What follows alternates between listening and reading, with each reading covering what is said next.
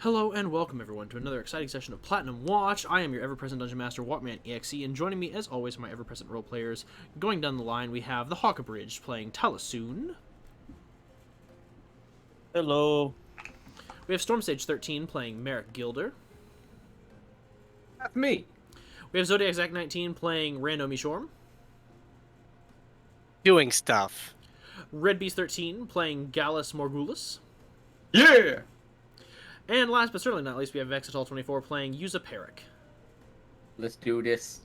When last the party left off, they were in the Feywild, attending the Conclave of Courts.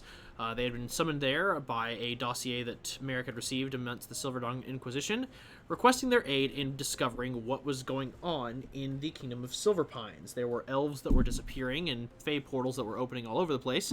Upon arriving, they found that there were the Conclave of Courts was a summoning of all Fey patroned and Fey-involved individuals, and the main purpose of the Conclave was to determine, for the standing year, alliances and treaties that the Fey courts would authorize and attend to. During this time, they uncovered a conspiracy by the Autumn Court, specifically the Matron of Hags, to try and reach a place in the Astral Sea known as the Lighthouse. The Hag Covens were experimenting with human subjects that were alive, elven subjects that were alive, in order to uncover a way to send living beings to the lighthouse intact. Unfortunately, many of their subjects died in the process, as the plane shifting that they were experimenting with was not foolproof. It was not a solid corridor between the planes, but rather it was essentially a one-way jump. In their investigations, Merrick was sent to the lighthouse, but due to pre-existing connections between Merrick and other elder primordials, the scribe allowed him entry into the lighthouse and explained to him that he would be looking forward to seeing him and the rest of the party soon, as there was much they had to discuss about the coming onslaught of the Maw. Being sent back, the party utilized Rando's connection to the Autumn Court to gain the true name of the Matron of Hags and use that against them in a political gambit to gain alliance with the Witch of the Woods, so that they could gain leverage over her and gain access to Ziara, a member of Eclipse that they had been hunting for some time. Upon being confronted with Ziara, a fight ensued, but not before the party came to an agreement with Ziara, as she realized quickly her situation was failing and begged for her life at the behest of betraying Eclipse.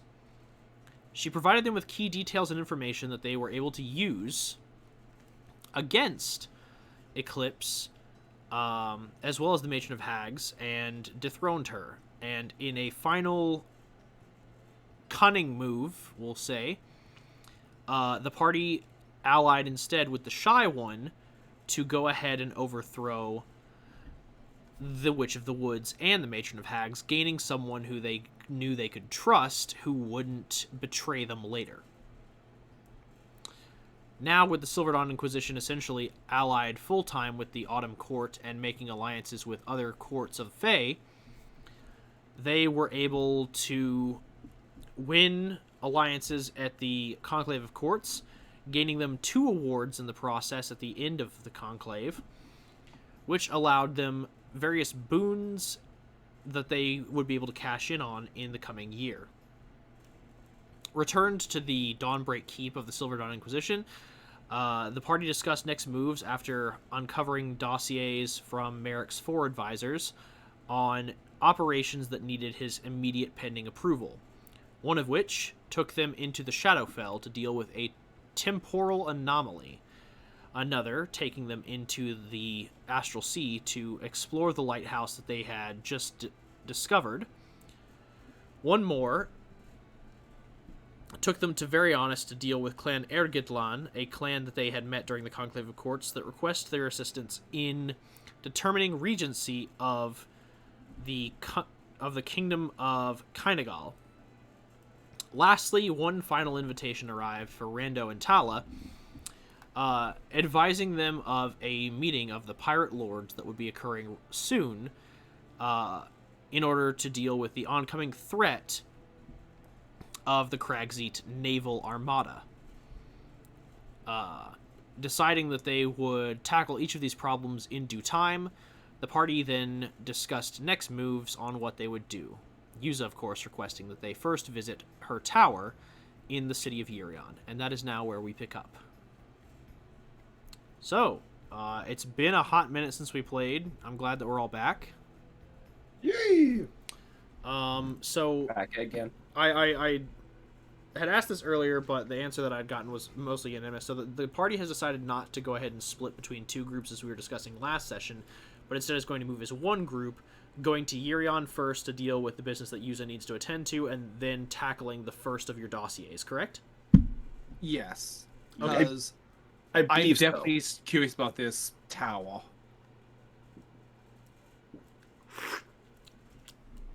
Alright, so you are heading to Yearion first, and then which of the dossiers are you tackling? I know that there was a lot thrown around last session, I think but we the two agreed that...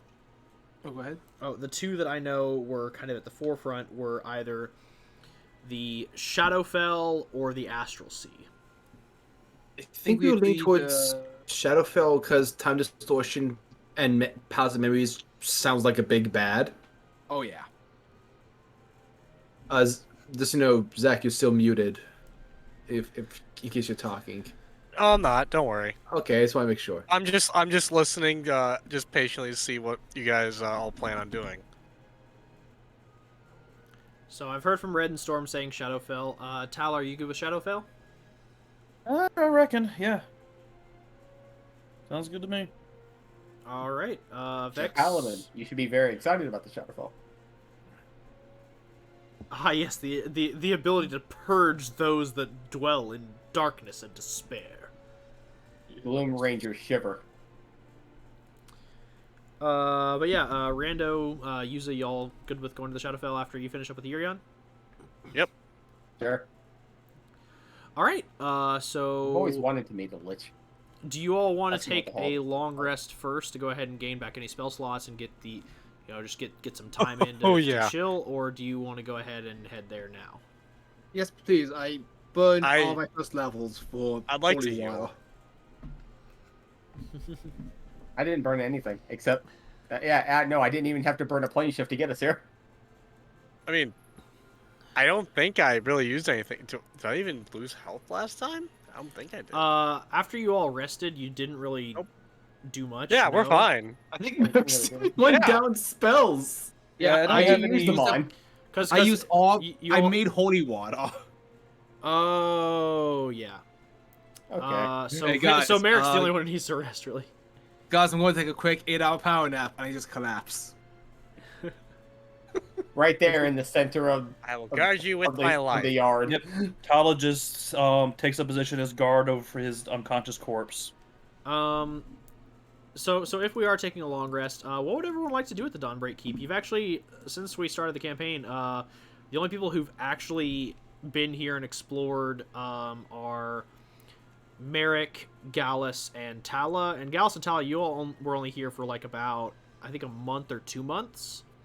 But Yeah. Yuza and Rando, this is your first time at the Dawnbreak Keep. Would you all like to, spend some time resting and exploring? I was gonna say, I kind of just showed up and then, we're going. Okay. I guess yes, so Tala did needs I. to. I guess Tala needs to introduce Rando to our sister. I was actually about to ask that. Cool. Yeah. Okay, so Tala and Rando, you're going to meet with let me pull up my documents. The second youngest? Hold on, give me a second. I have documents. They're just long. Here we go. Yeah, Alicia. Yeah, Alicia von Stanton. Right, I keep forgetting that I keep her in the Trap It's Kids section of my DM guide to NPCs. It's still weird to think that Rando's not the youngest. I'm not gonna lie. Yeah, Alicia von Stanton. So y'all want to go meet with her? Yeah. Yar. All right, let me go ahead and take a look real quick at where she would be. Let's see. I'm trying to think of what the last project she worked on was. Honestly, the Artisan Workshop will probably be the quickest way to find her, so I'll go ahead and drag y'all over there. Merrick, you said you were going for a nap? Yeah, but I'm also just going to let someone know that I'm also going to try to pick up that upgrade to my sword at some point, because I know I was trying to get a +2, like swap out my +1. At some point. Yes, you were getting the enchantments reforged. Yeah. Did you you took the +1 with you into the Feywild, right? Yeah, I believe it was just like a replacement sword. I wasn't expecting. Well, I mean, because the reason I was asking is because your sword has additional enchantments on it outside of the +1, right? Oh yeah, that's right. That's right. The if I miss, I have advantage on the next strike, which I've always forgotten about. Come to think of it. Yeah, I was about to say, like, if you want to get just a regular +2, you can, but if you wanted to improve your sword, you would need to drop it off. Well, I didn't use that enchantment during the actual fight, so can we say I left it here? We'll say you left it here for a tune-up, and they just gave you a regular +1 sword in the meantime to deal with it. So yeah, you can pick it up before you leave. Thanks, boss. One of these days, I'm gonna have to actually do like Red did and write down like a list of all y'all's magic items so y'all can keep track of shit. I mean, I do, but I just keep forgetting about that one ability of the sword. That's one good thing with Tala. She literally to her name only has like 10 items. It's kind of nice playing a character that have... Yeah, that's still a lot. Okay, again, that's me also counting like the various like potions. Oh, okay. Her Merrick poster, the Platinum Watch card set. Your Merrick poster and Platinum Watch card set are Why is it a considered magic centerfold? items. Those are items in my inventory. Yes. I figured the Merrick poster would have been in your personal quarters. No, it's in her bag. It's in her bag. She doesn't gotta actually keep it. really She has have to keep permanent it quarters. close. I'm not surprised in the slightest. Wait, hold on, wait. So you've been here for a month and you've never picked out a section of the barracks as your own personal quarters? How? I think she was just bunking. Aaron! Yeah, but everybody in the barracks has. I didn't know. I thought it was just barracks. I thought only like commanders and stuff got quarters. You never explained this to me or Tala. I mean, Merrick wakes up, everybody he's has gonna be like everybody has stoning like. Hold on. Go Pause, ahead, by pause all that. means. Everybody has bunk beds, but you can personalize the area around your bunk bed. She is a very conservative person. She does not have much stuff. She doesn't want everyone to know about the poster. No, that goes on the bottom of the bunk above her bed. Yeah, that's what I figured. all right. But yes, if you must know, the items in her inventory are the little Holy Avenger keychain, the Merrick poster, the nearly complete Platinum One trading set, the 4 items we got from the Night Hags. I have all 6 pins as one item: her armor breastplate, her sword, cloak protection, bag of tricks, and her amulet. That's it. Gotcha. Okay. So because you have those keychains, you're clearly the most powerful character in the entire game. I don't know why the rest of us are here. Oh yeah. With those 6 unicorn enamel pins, you have ascended. Yeah, Something like Zodia. Like That does Captain remind me. Planet. That does remind me of something Tala doesn't want to do while we're here, since we're going to the artisan place anyway. She wanted to get the Holy Avenger keychain attached to the hilt of her blade, like the keychain from Kingdom Hearts. All right. The Holy Avenger on the Holy Avenger. No, it's just on her sword sharpness. So, Ah. Gallus, what are you going to be doing? I just got back from the bathroom. What's everyone doing? I don't know. I'm gonna go see my sister. Yeah, Tala and Rand are Gallus going to just sister. walked away. Other sister. came back. Merrick is going to take a nap. And I was getting to you before. Actually, real quick, what's Yuza wanting to do? Yuza has like 5 days worth of spells to put into her arcane grimoire. So, would you like to head to the Arcanist laboratory and get to work on started that? Yes. All right. I did the math. It's counting sleep and like an hour and a half total for meals. I am going to spend 4 days and 8.5 hours moving all these spells over. I gotcha. Well, we can definitely get you started on that. Yeah, it's going to be more than 2 days before we head to the Shadowfell. Give me 1 second. I gotta fix something.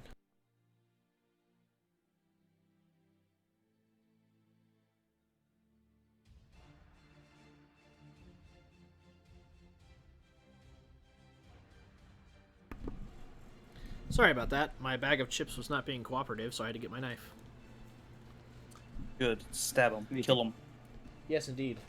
The Doritos Chip. are now mine. Chip for the chip god.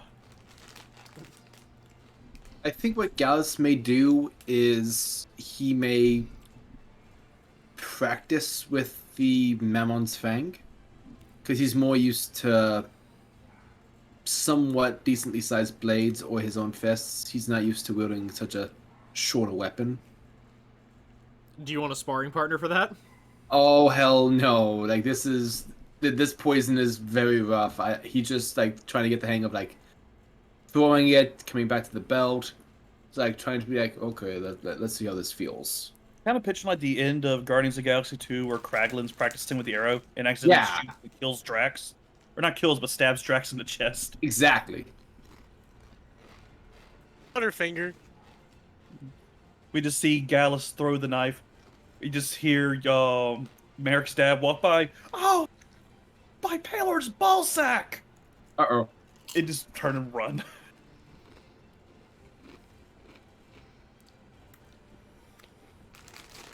Essentially. So yeah, you're gonna go train? Yeah. And I think I also, after that, I'm probably going to send out Ichabod, since he didn't get a chance to really stretch his wings that much, and just sort of let him fly around and maybe peer through his eyes every now and then, just to get a bird's eye view of everything. All right. Yeah, I'll let my familiar do the same. So Yuza, for your transcribing, is that just gonna be like a? So you said you'd take about an hour and a half for meals. Yeah, total per day. Okay.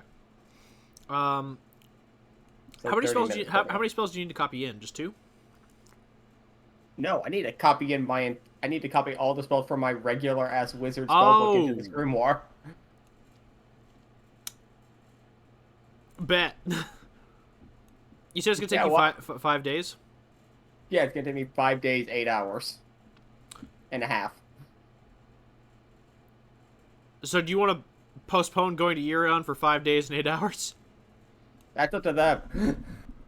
I can do. I have no I'm issues down with doing this that. at Yearion, but I mean, we can probably like restock some health potions. Look, while if we're gonna do that, can we just go visit our sister then? Yeah. Okay. If we're gonna be taking like basically a week before y'all go into the Shadowfell, I have a lot of spells, guys. then yes, we're gonna go ahead and work on some downtime. Aren't we So- on a tight schedule though? Yeah, that's my thought as well. Yeah, Seems we have like like we a have lot a- of dossiers are time sensitive, I thought. Yeah, A lot of dossiers are time sensitive. For example, the Brethren Court expires in 1 month. Yeah.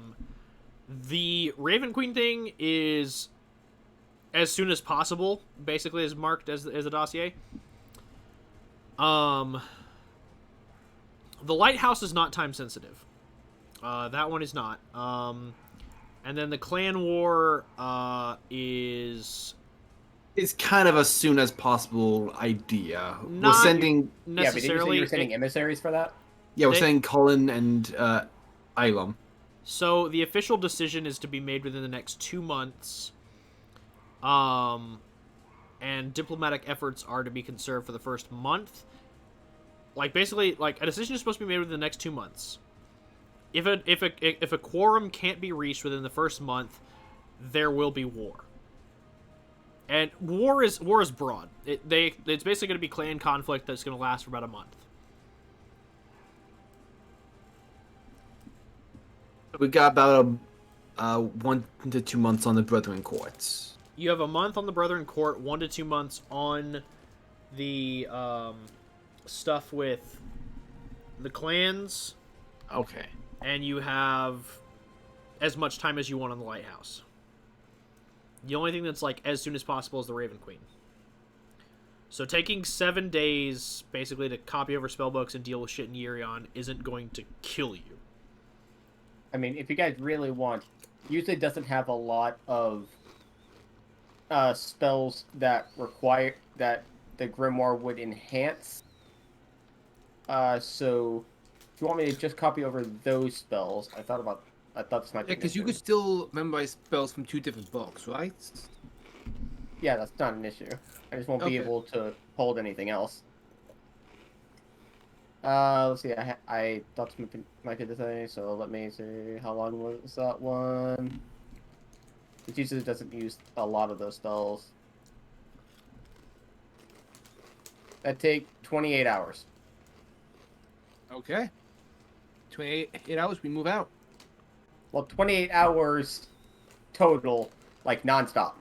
Don't sleep. Is that So- enough time to go so- visit? Or That's no? More, that's more than enough time. We'll say 48 hours. Is that good? I'm fine with that. I'm fine with 2 days. All of that. So we've shrunk from 7 days to 2 days. Is that good for everybody? Yeah, I can do Yeah.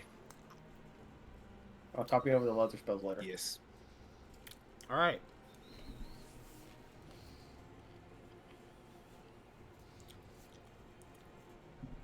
So then my follow-up question is, Merrick, after your nap, what do you want to do? I'm just going to patrol the keep. Just see if I can get the party a few more health potions. Okay. Gallus, are you going to be spending the next 2 days training? No, I think he would have gotten the hang of things on his first day. What are you doing the second day?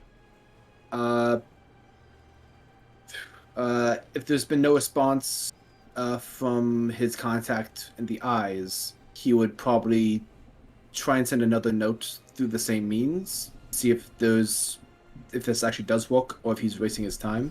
Okay. If not, he would probably just send Ichabod around the area, just peering through its eyes and just sort of exploring, essentially. Gotcha.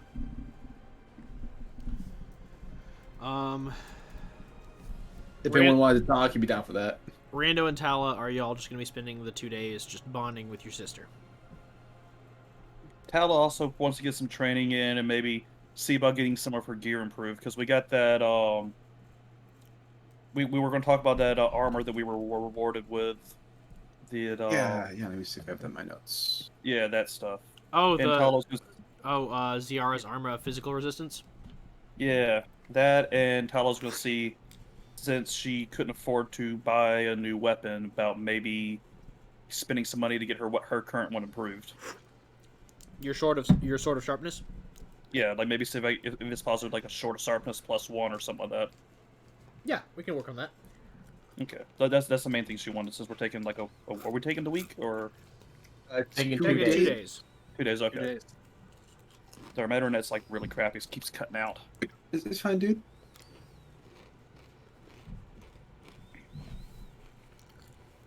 Okay. So I understand it. Yuza spending 2 days to copy over her spells, and also taking breaks occasionally for food and rest and whatnot. Merrick is going to be just patrolling after he gets his nap.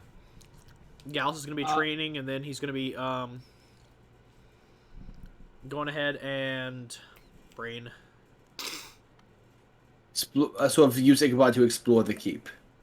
Use Ichabod to explore the keep and also try to reach his contact. Tala's going to go ahead and improve her weapons after she visits with her sibling. And then, Rando, what you doing after you finish visiting with your sibling? Or are you taking both days to visit with your sibling? Just the 1 day. The second, I'm actually going to need to talk to Merrick. Okay. And then, Storm, were you trying to say something? No, I'm good. Just something else on my screen. Okay. On that note, we'll go ahead and start with Tala and Rando. So you all arrive in the Artisans. Artisans Workshop. A lot of people are at work, mostly because Merrick has acquired a great many Arcanists and Artisans to go ahead and put things into motion. And they work very much in tandem through 2 separate workshops, because one of which is just for, art, engineering, architecture. Like, it's basically improving upon the keep and building its defensive structure. as well as improving upon relations with local areas, whereas the other, the Arcanist, is more for developing technologies and weaponry that will improve the Inquisition's superiority in terms of weapons.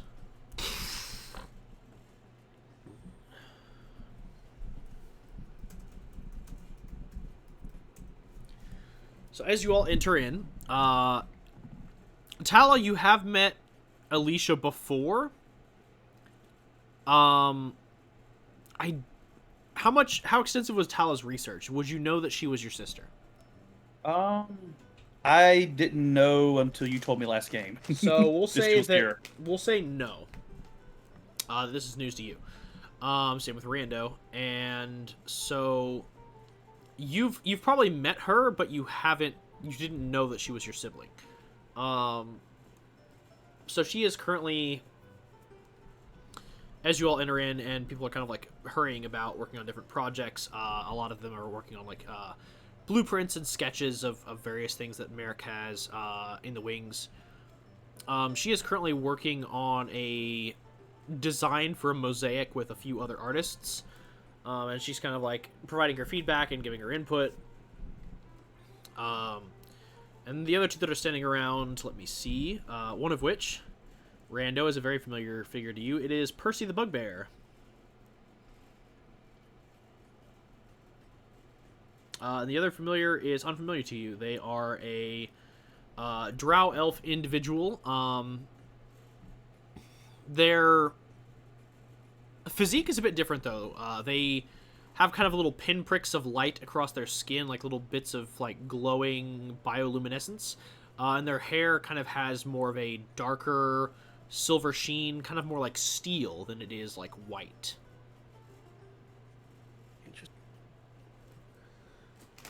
I'm guessing that's her. Yeah, so, let's ask her if she knows about Trapit before we say we're related. We don't want, nope, I mean, Fair. No, if she that's doesn't know that she's related to Trapit, I mean, I don't want to ruin her life. No offense. none taken. Well, clearly I've known him the longest, and well, you see what it did to me. I mean, you seem okay overall. You were. Physically, I'm okay. I mean, you know, you're not running around like a pirate like one of our siblings are. I You're wonder how long- not leading a cult. You're not leading a cult, are you? I mean, does the organization count? The organ, like There's us. I mean, technically that's the Lord Commander, so I guess if we're a cult, he would be the figurehead, the father, the leader, Yeah. prophet. Yeah, but I'm number 2, so. You don't actually know that. Oh, I don't. No. He said it. Merrick officially said that. Yeah. Back in the valley, I made Randall my second in command. Okay, never mind. Oh, so He just you're doesn't know he's next up to be Inquisitor, since... Yeah. Oh, so you're the second in command of the Order? Yeah. I thought his dad was. Random's gonna shrug. Look, I'm not exactly a leader type. I just do my own thing, and if people ask me to do something 7 out of 10 times, I'll do it. Anyway, we probably should, gently drop the bomb on this one. I mean, we could just go through her and say, "Hey, have you ever wanted to be related to someone in power?" And then I could just gesture to you. Or we start with the whole if she knows about Father Dearest. All right, very well. I'm going to approach her. Paula does as well. All right. Alicia turns around and just goes, "Oh, Percy, Adrian, hold those thoughts. And you watch as the drow elf and the bugbear kind of step away as she approaches you both. And she goes, yes, can I help you? Hi. One moment, actually. I realize I've never actually described Alicia in character. So you were staring at a half elf about 5'6". Okay. Blonde, very kind of voluminous, kind of poofy hair. Slender frame, not necessarily athletic, but skinny. Decent figure. Very kind of fair complexion on the face. Angular, very, very much in the Trappet Rando fashion. And her eyes are heterochromatic, much like Trappet's were. However, hers are, she has a very brilliant blue eye and a pale green eye. That's pretty cool, not gonna lie. If you don't mind, we just have a quick question for you. Yeah, go ahead. By any chance, what do you know about Trappet Doslin? I mean, a lot. Like, where... Okay. That's How- a very vague question. I know. That is also a vague answer, ma'am. No offense. None taken. How- Fair point. Yeah, no, I've done my research on the individual known as Trappet Doslin extensively. You know, after all, he was the one who murdered Merrick Yep. Gilder's close confidant, Avok Korik, and is also accused of high treason by the Platinum Watch. I don't want to tell her. I don't want to tell her now. I mean, who hasn't been accused of treason by the Platinum Watch at this point? I mean, most of the Silver Dawn Inquisition has been accused of treason, but not high treason. Big difference. Am I accused of treason? I mean, you're Yes. technically yes, because you are a defector, Random Mishorm. I guess. Okay. Oh my god, am I the only person who's not a criminal here? Yes. I mean, technically, yes, but also technically no. Unfortunately, Miss Soon, you are accused of a few noise complaints. So not technically a criminal, but there is like a fine and a warrant out. Noise For complaints? what? You did do your whole justice for Merrick. Oh. Yeah, when you enter the Platinum Citadel, they did kind of make a note of that. It's not like you're actually under arrest or a criminal, but there is a fine levied against you. I mean, I figured I might have gotten some for vagrancy because I was technically homeless when I came to Platinum City for a while. Surprisingly not. You'd think so. Look, I've been in High Rock. There's a lot more homeless there. Actually, also, surprisingly, not anyone there is accused of vagrancy. But then again, this situation has improved over the years thanks to the efforts of the Lord Commander. Hmm. Paola's also a little. She doesn't show, but she's a little happy that the term Lord Commander's catching on. Oh, Because thank you. Merrick keeps telling her not to call him Lord Commander, but she still does. And now other people are doing it. All right. All right. Do I just drop the bomb on this one? So, you said you did extensive research into Trappet Doslin. Is there anything else that you found out about him? Gonna have to Maybe, be a little more specific there. Maybe, I mean, like, Rando here, did you know, is Trappet's son? Yeah. Okay. Everyone. Okay. Okay, so I'ma just put it out there. Turns out, I'm gonna hand her the letter. Welcome to the family. She looks at the letter that was addressed to you by Corian and reads it over and just like, Ah, I see. This makes a lot of sense now, doesn't it? And she folds it and she goes, "What, in what context?" Okay, I don't know a lot about you, so I'm just gonna... Well, obviously. Did you know anything about Trapper? Like That he was you, my that that you he was my related? father? Not initially, but I did my research, because, you don't necessarily go to college without actually having a drive to learn. So, yeah, I did my research, and when I found out that he was my father, yeah, no, Oh, like, so you knew. Okay. no shit. Yeah, we're So Snark is in the family too. Cool. Snark's not in the family. That's all me, baby. I'm your younger sister, by the Yeah, I way. know. Yeah. So you were just messing with us this entire time just to see if we knew. Not messing with you. No, I don't. I believe that humor is the lowest form of artistic interpretation. No, it's more that I didn't feel the necessary need to connect with you. That's gonna sound mean.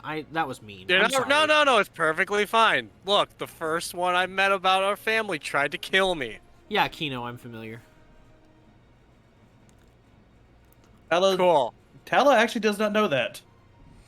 Oh, like- surprise! No, Like, okay. That was mean. I didn't mean like that. It's more that, and they think for a second, they're like, it's not that I didn't see a connection between us due to our parentage, but it's more the fact that each of us is our own individual person, and I didn't want to go ahead and hamper you with the fact that we share the same father and try and force interest in similar things.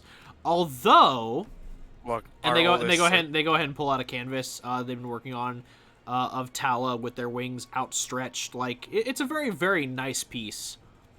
Very majestic looking. Like, I did see you in training, and the inspiration did strike me, so I did take some liberties. I hope you're not mad. No, that's lovely. I'd look very majestic, if I may take a prideful moment. Thank you. Yeah, That looks lovely. Embellished a little bit, I see. Yes, I did. And they pull out like a prototype for like a recruitment poster for the Silver Dawn Inquisition. That just says, "Join the Silver Dawn, serve under, Infantry Sergeant Talasoon today," and they're like, now granted, this is only one. Obviously, I've got like a Cullen poster and an Ilum poster, an Americ poster, and like, a couple other posters, but you gotta have recruitment. You know what may be very effective? A poster of us with the Lord Commander. Like, you can have one with him and Colin, one with him and me, so on and so forth. Not to tell an artist how to do their job or anything. I could sketch it. It'll take me a few hours, but I can get it together. I do have one that I did find very fun, and she pulls out a poster that's just like, imagine like an Uncle Sam poster, but it's Merrick. I kind of like that. And she's like, yeah, no, I like the idea of, the I want you for the Silver Dawn Inquisition. That's pretty good. I'm Yeah, not gonna lie. It's pretty great. I based it off an old Gareth Vysan poster. The one where Platinum Watch had been in its first decade. It was a very prototype organization. They were workshopping some stuff, but I thought it was a very nice poster, and so I decided to adapt it for Merrick. Part of me kind of just wants her to have like just going through like all the posters. One of them's just the Obama change image, but it's Merrick. It just says like justice or something. So Walker, if anything, it would be an Avok Justice poster. I gotta ask, because the group is asking in the chat. She didn't lewd Tala on that poster, did she? No. Okay, that's what people. I was like, we just need to know, yeah or nay on that one. of course, yeah. Anyway, we're gonna continue now. Yeah. So sorry for being a little awkward. Just thought, well, since we're all here, maybe we should introduce each other and, well, if you know, pull the band-aid off and all that regarding Trap It. Gotcha. No, completely understand. Bringing it back to my earlier point of forcing a connection. I'll go ahead and rip this band-aid off then. Oh boy. Do either of you have a passion for realism, cubism, romanticism, boats, I'm not early- too fond of boats anymore. early second age architecture, advanced engineering, religions of the world, I mean, or- a little on that one. or modern fundamentalist paintings of the planar structures? Romanticism, Second Age architecture, world religions, yes, yes, and yes. All right, bangers. The Church of Soon Yeah. widely encouraged us to study and learn more about the other beliefs of the world so we could be empathetic and compassionate. I And will our- appreciate you as my sibling, but I was raised in nature most of my life, so I politely decline. I wasn't going to preach to you or anything. No, I meant the architecture and all that. It's cool, Oh, but Shame. I'm perfectly fine with, building my own cabin in the woods and spending the rest of my days there just with nature. Yeah, but that's Just gonna throw that out. yeah, but that's architecture. mm-hmm. You need an understanding of how support structures work if you're going to be able to build a cabin. Fair. And what survives from the second age is very beautiful and strong. Mm-hmm.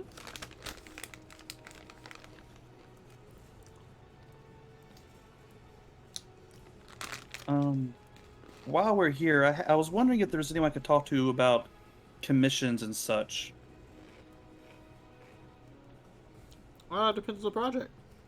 I have one that's a very serious project and one that's kinda silly. The serious one I would like to see about, and basically Tala explains how she wants to improve her sword of sharpness. Maybe see if she You could mean do like the sword- keychain? Yeah, and then the silly one was, well, have you heard of a sword called the Holy Avenger? Yeah, it's in a lot of paintings.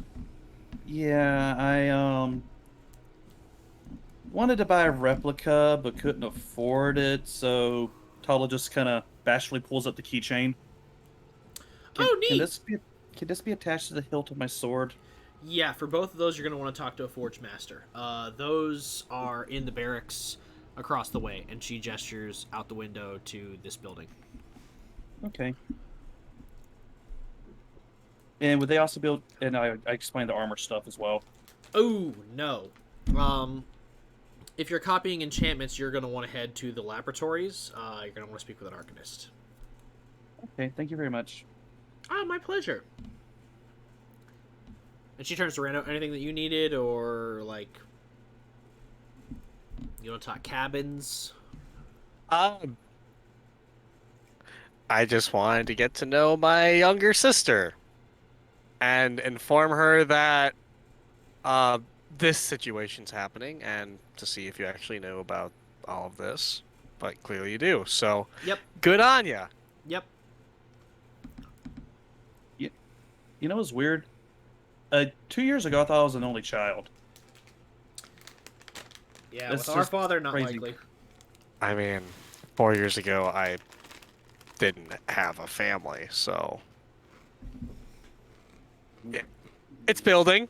We're getting there. Someday you're gonna have to tell me about how one of our siblings almost killed you. That's No, I'm I good. feel like I should look out for that one. Really short No, story. no, don't worry. It's already, we're good. We're good. We bonded. That sounds like okay. That sounds kind of ominous. Like, Oh, did yeah. it bond as in got along better, or bond as in like you Uh. dipped them in cement and made them to a floor, Oh, no, or no, no. It's perfectly fine. skinned No, them no, and were wearing your skin? Look, we had our differences, but everything worked out pretty well. It's a really short story. Yeah. I'm not gonna tell. I'm not telling you. I'm just saying that now. I can tell you if you want. No. You can't stop me. Yeah, Rando, stop trying to bully your sister. Oh, please. Yeah, gosh. Sisters. This is. Wait, how old are you? 'Cause... Old enough. Wow. Okay. Cool. I'm just gonna assume you're 30. She turns to you, Tal, and just goes, "Gosh, can you believe that he's repressing my rights? Oh, such a mean older brother, so terrible." Look, Yes, Bex, I indeed. would if I had it. Uh-huh. What, you would oppress her if you had the ability to? No, just. You see the pain I put up with Tala?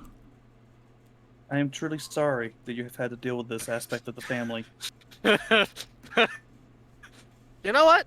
It's fine. It's fine. Oh, woe is me. Mm-hmm. Yeah. Oh, you must have had such a hard life. No, not really. Exactly. So I'm gonna let you guys talk. I guess nice meeting you. Yeah. Tala It's been entertaining. does a short bow. It was a wonderful time to meet you. Likewise, Tala. If you ever want to discuss Second Age architecture, religions of the world, or romanticism, I am all ears. Tala gives her a thumbs up. She gives you little finger guns. Tala doesn't know what that means, but she'll nod and go. Like, is she about to shoot lightning bolts at me? Maybe. You don't know. Because Tala just heard that one brother tried to kill another, and as far as she knows, Rando may have just killed him. Mm-hmm. That was very cryptic. Indeed. Yeah, I'm just gonna talk to the smiths as suggested. All right. Rando, anything else you want to do? He's pretty okay. He's okay with not.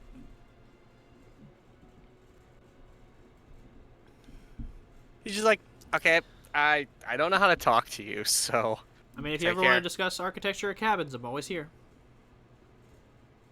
I might take you up on that second one. I mean, cabins are just architecture, but made out of logs. That's fair.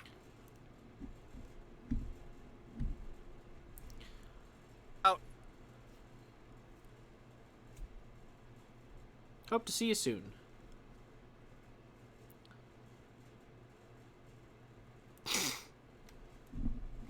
So Rando, what you doing with the rest of your 2 days? He's gonna meditate and try and figure out what just happened. Because he's feeling very third wheelie right now in the family. It's all right. You can always go to Ari and get him to respect you. Yeah, he's just like I'm used to the family either hating me or loving me. I don't know what this is right now. It's Rando's like, I'm not used to teasing. indifference. So he doesn't Tala know what's doesn't. happening right now.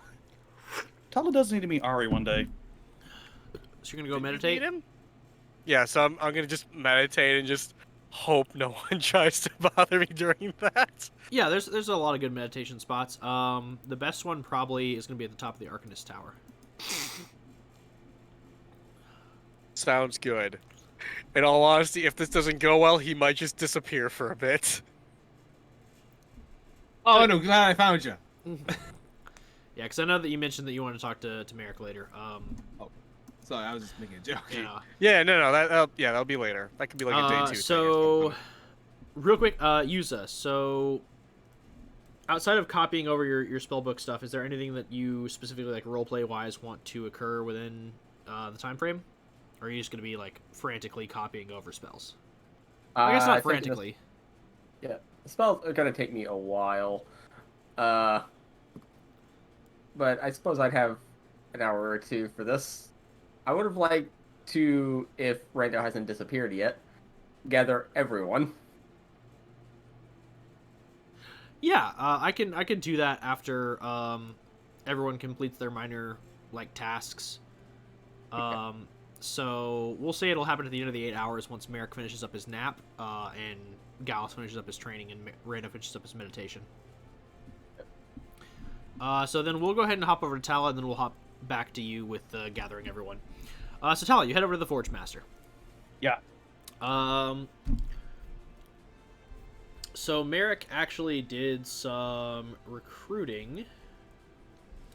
So if I remember correctly, Silver Dawn Inquisition. Let's see.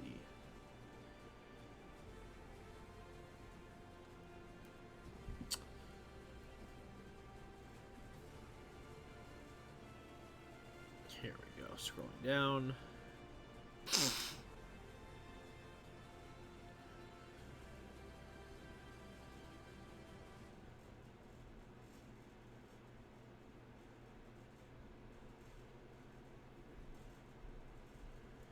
Actually, that's the question. Did you ever actually recruit, what's his name? know I recruited Walthall. Yeah, that's what I was thinking of. Kwan. Did you ever recruit Kwan, or did you just get his assistance as far as, like, alliance between you and the Ghost Slayers? I think I just formed an alliance. I never formally recruited him into the Inquisition because that's the Inquisitor, right, of the Ghost Slayers? No, he is the quartermaster for the entire Bloodhunter Order. Oh yeah, I didn't want to make enemies with the Bloodhunters, so I wouldn't have actually stolen one of the more valuable personnel, just made allies. Gotcha. In that case, yeah, this is going to be interesting, because I had a few other NPCs planned for the Silver Dawn, and this will be one of them. Okay, so you enter in to the forges, and there is, working rapidly across 3 separate forges, is a Fire Genasi woman just kind of like rapidly switching between forges as she works with her stuff, and she's also kind of like barking out orders to people who are running around the various portions of the armory as they are quickly filling orders and stocking equipment, repairing and maintaining gear. There's not a whole lot for them to actually do, so a lot of their stuff is primarily commission-based for members of the Inquisition. And she sees you approach and immediately whistles for someone to come over, and 3 people walk over and take her place at the forges as she walks up to you and just goes, "Ah, Sergeant Soon, it's good to see you. I haven't seen you since we did that retooling job on your armor." She looks over your armor and she goes, "And it looks like you had someone touch it up a bit. That's fine."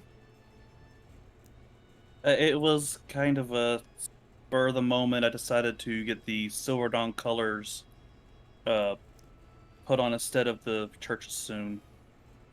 Because I don't know if I'm going to be returning to the Order of the Rose or not. That's cool.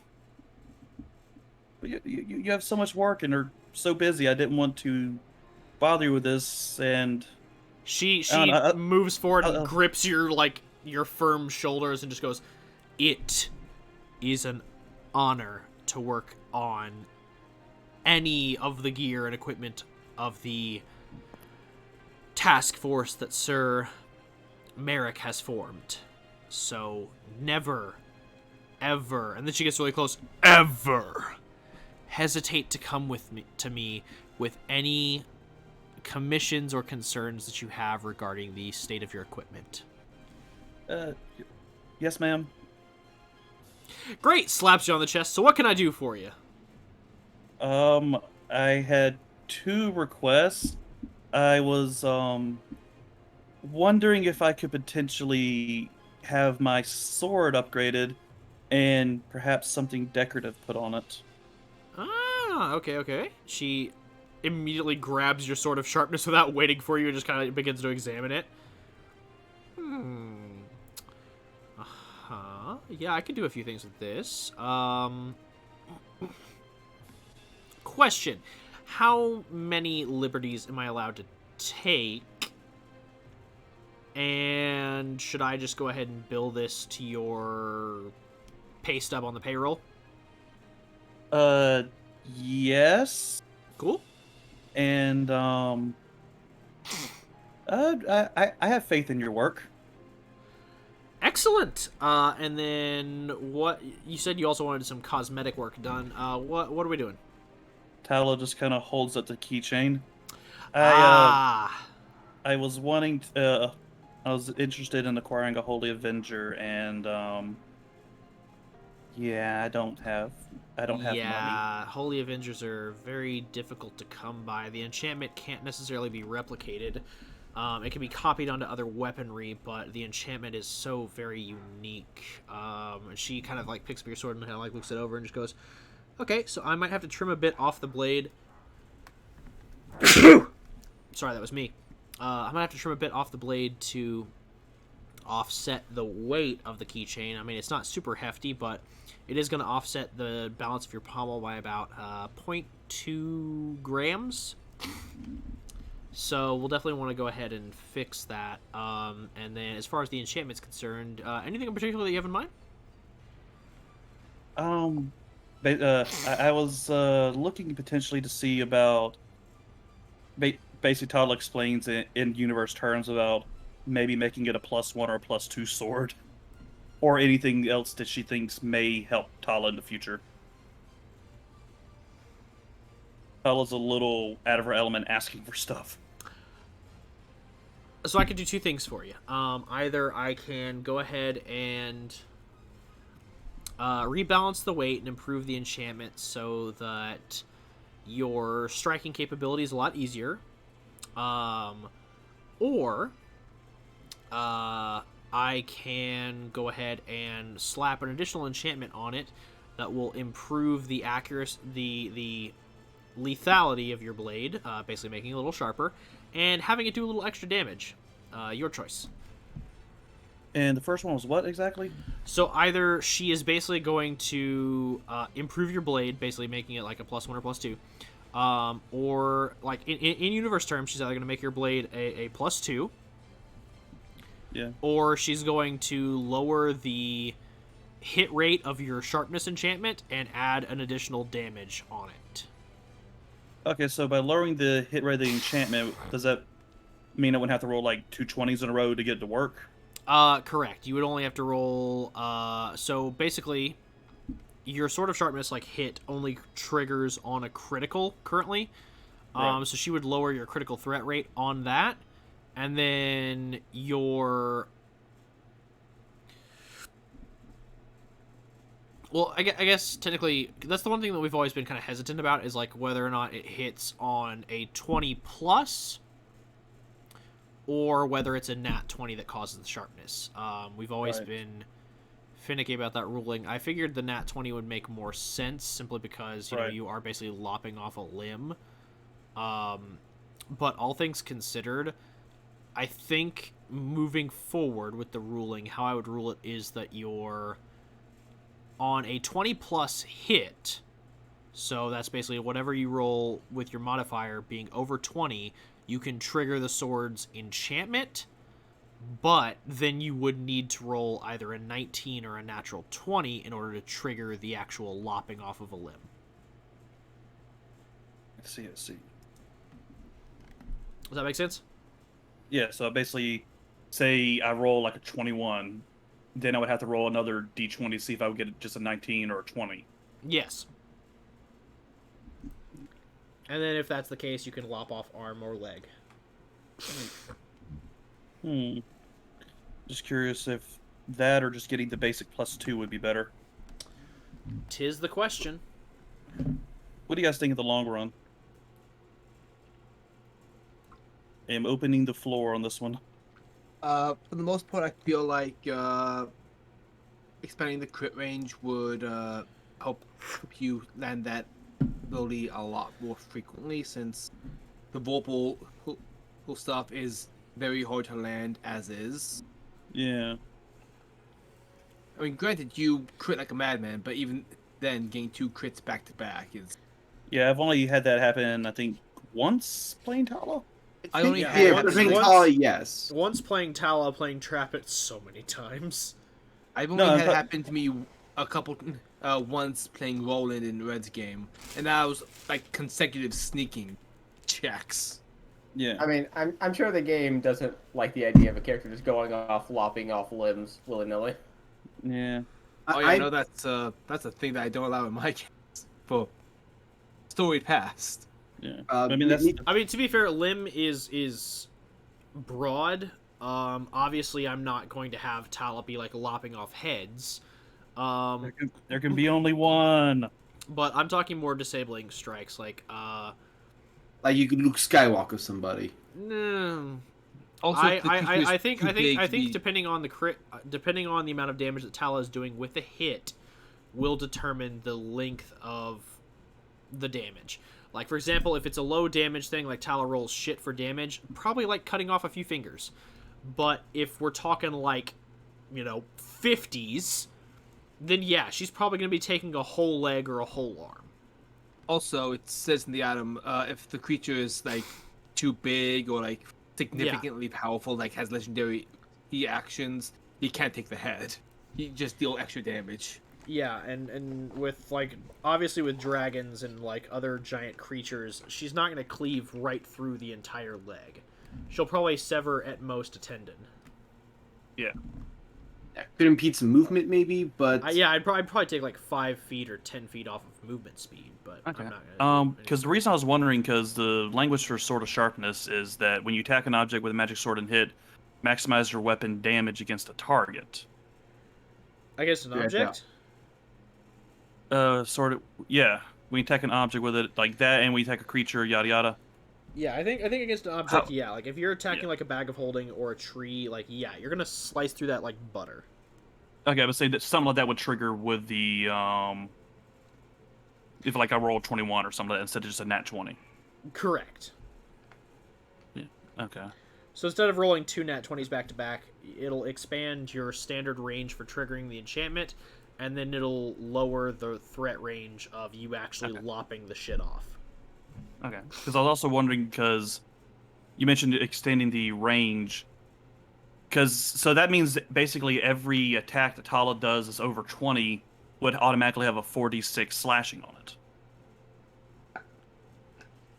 A 4d6? And then I would roll another 20 to see about if it actually would dismember them.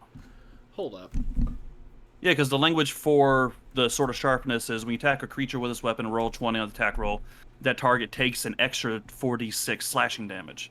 Then you roll another d20. If you roll a 20, you lop off one of the target's limbs, with the effect of such loss determined by the GM. If the creature has no Okay. limb to sever, you just lop off a portion of the body instead. So, yeah, I didn't realize that extra damage was a thing, so yeah, I would say that the 20 would still be a natural, because that... If you're just rolling like a 22 and you deal an extra 46, that's kind of insane.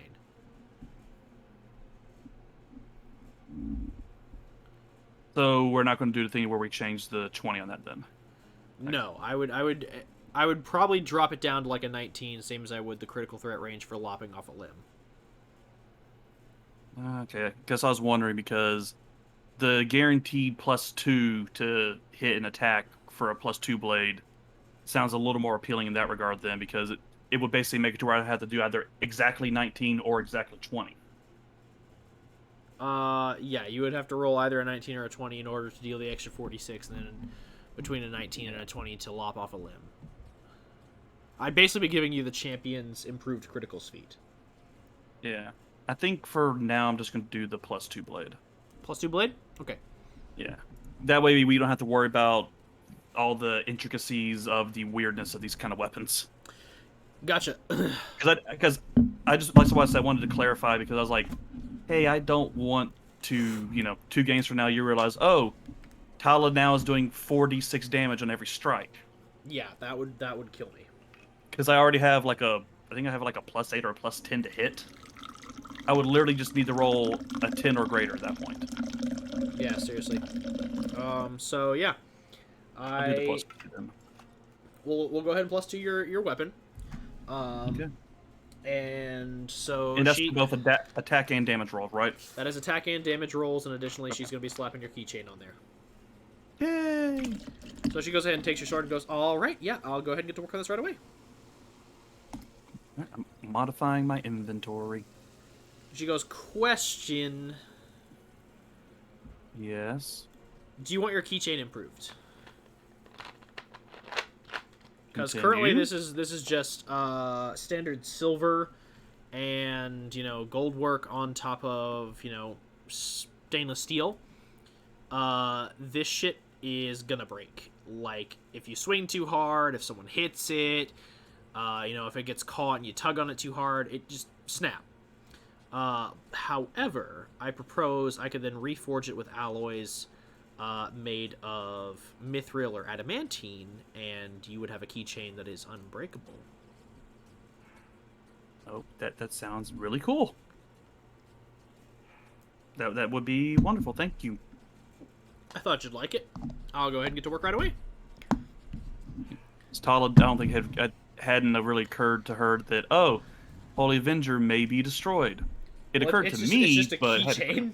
yeah. She goes, cool. All right, I'll go ahead and reforge this. Do you mind if I take some artistic license with the Holy Avenger? Sure. Awesome. Love it. Love you. Gives you like a little tap on the cheek and just goes, I'll get to work right away. Bye-bye. Yep. Walker went ahead and modified my sword to be the +2. Gotcha. Yeah, it'll be ready in about 2 days, but yeah, she'll get to work on it right away.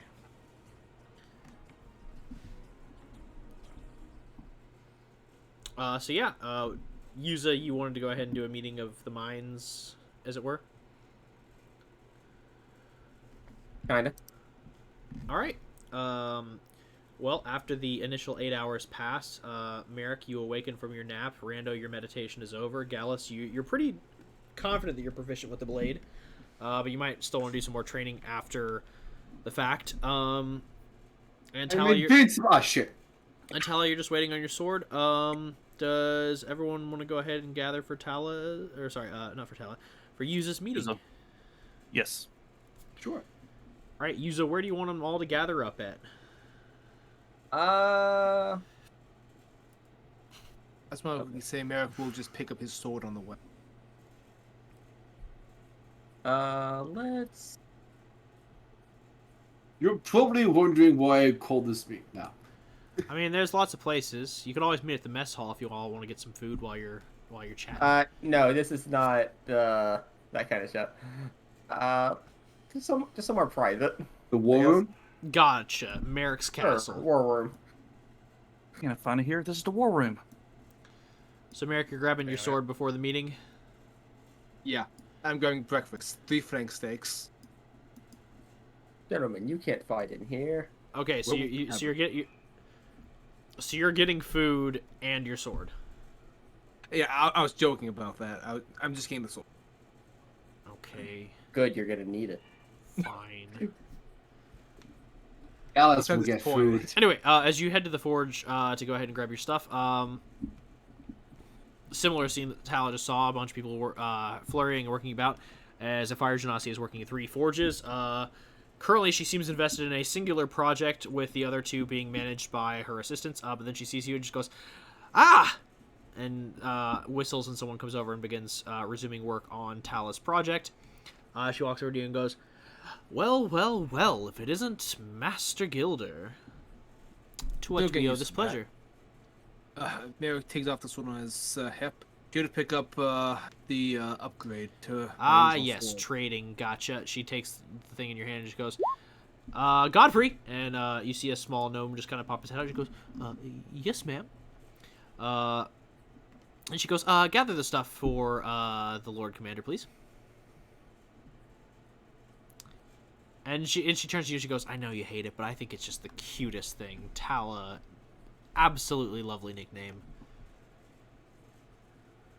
Oh, Commander. Yeah, great nickname. Lovely person. And then your sword is brought out. And she goes, "Ah, thank you." And she goes, "Now, obviously, there were a few things I had to go ahead and tweak about it. Your sword, no offense, Commander, you're great, but it's crap. It was crap. I shame you for using it." That's why I brought you on. You don't. She grabs your face and just pulls you close. "I shame you." Oh, okay. Okay. And then she lets you get away, and then she's like, "All right, here's your sword." She goes, "So I went ahead and rebalanced it, changed the mineral composition for certain sections of your blade, because obviously your iron, it's all right. You had it silver coated, but it was just bad. So I went ahead and redistributed it. Your hilt is actually now made of all gold. Pommel is go ahead and rebalanced with a little bit of lead coated with silverite ore. And the blade itself is actually made from 100% pure Dwarven Mithril. Now, the enchantment did take a while to cross over, but now we've gone ahead and improved on it. So this sword will be able to cut faster, cut sharper.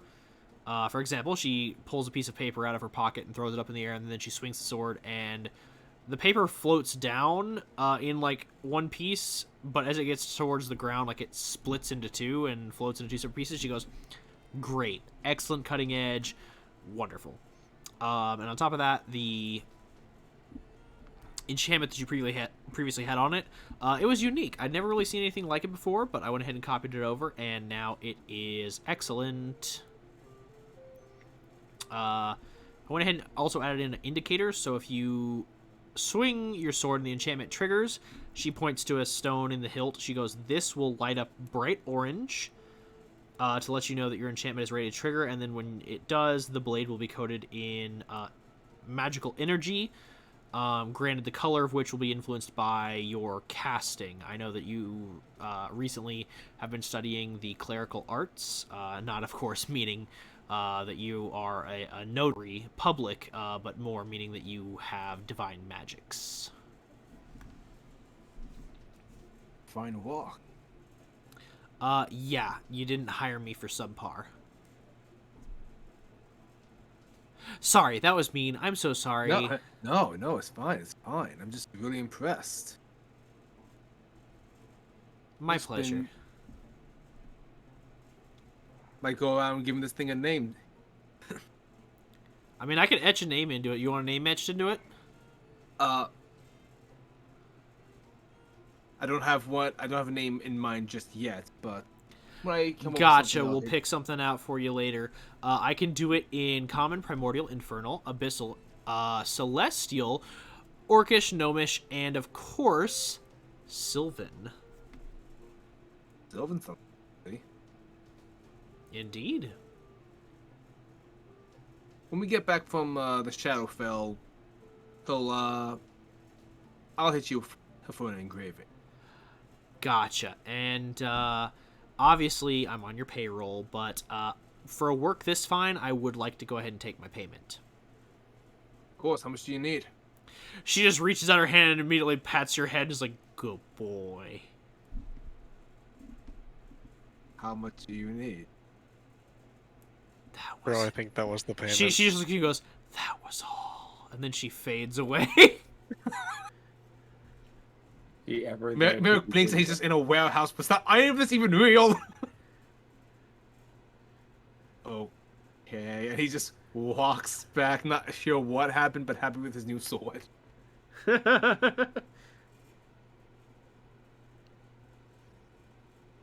So I'm late, had to pick up my sword. All right. It's great. We discovered how to destroy Eclipse while you were gone. Oh wow, I should. I lied. I'm sorry. I erased your hopes. It's okay. So Yuza, what you need?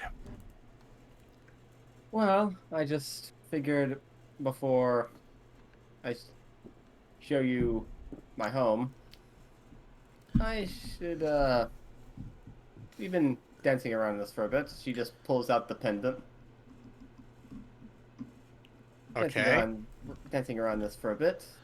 And now I think we're finally in a safe enough place to inform you all of why I have these and what they are.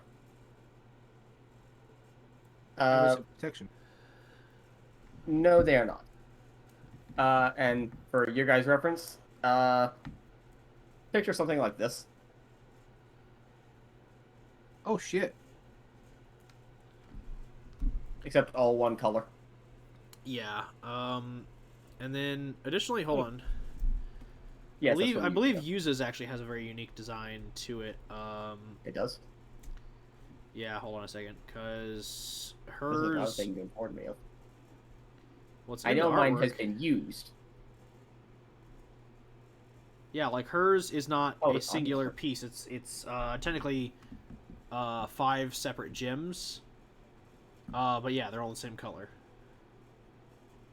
That's what that was. Okay. Yeah, that's what I meant. However, the one that you did get from the illusion principle is a singular piece. It is a lot larger than your necklace, and they all are all the same color. Yeah. So it And is then closer to the image reference that you just sent. Yeah. What about the one I got from the Necromancer? That one is different. So that one is actually, there's more metal in that than anything else. It is a skull design, both eyes of which are made up of the stone, and in the mouth as well as a very large stone. But then set next to it are 2 smaller stones encased in silver, marked with interlacing patterns of silver. Nice. So it's comprised of, at most, any one pendant is either comprised of a singular stone, 3 stones, or 5 stones, but they all weigh the exact same. So you could assume that the materials and the stones in question are all equal.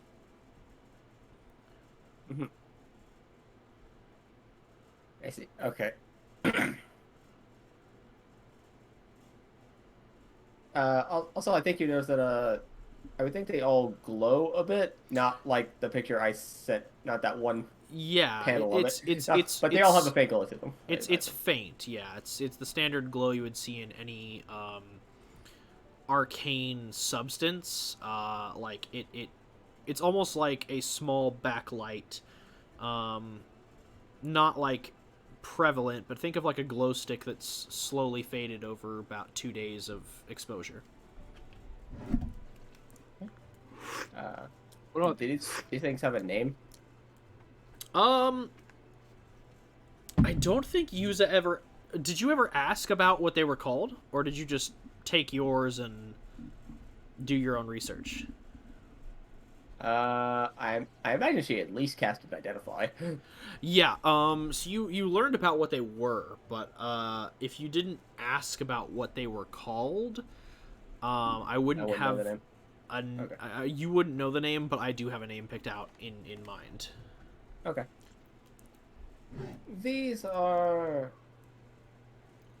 How do I put this?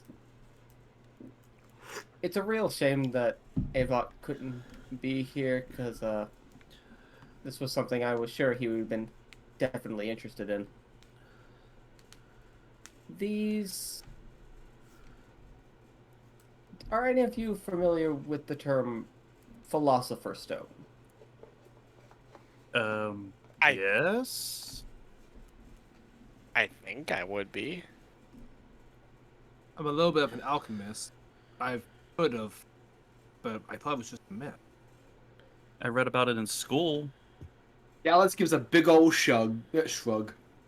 Ah!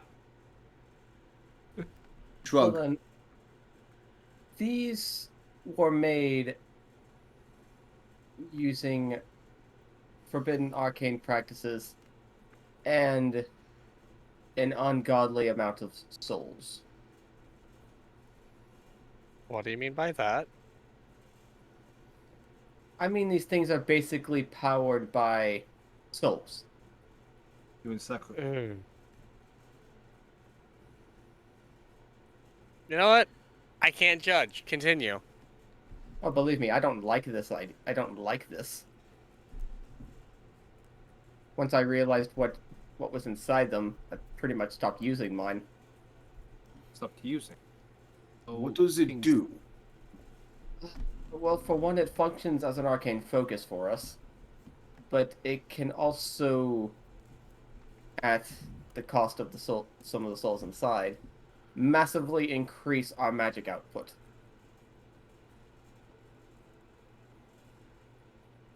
You can imagine how dangerous someone like me would be activating one of these.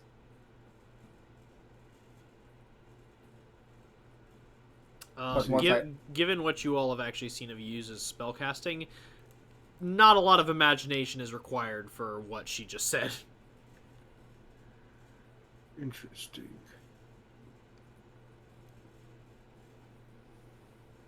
And how are these made? They were made by the necromancy principle. I've since killed him, and points to one of them. This one was his. It was a hell of an effort. This one was mine, and this one was the one the illusion principle gave me back in the Feywild.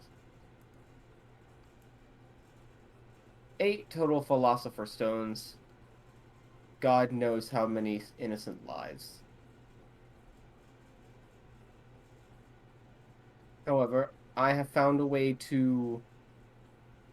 Well, I wouldn't say found a way, more like it found me.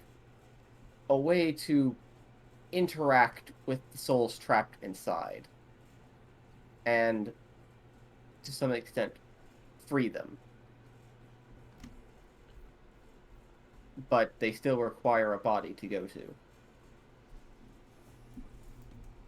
I've done this a few times. They pass But- on. Huh? Yeah. Can they just pass on, or They're trapped in there. If I bring them out without a body, I don't know what will happen to them. They could pass on, or they could get scattered. Or destroyed. I don't know what that result would be, and I'd rather not test it. the only way I can kind of read them of a sinister nature?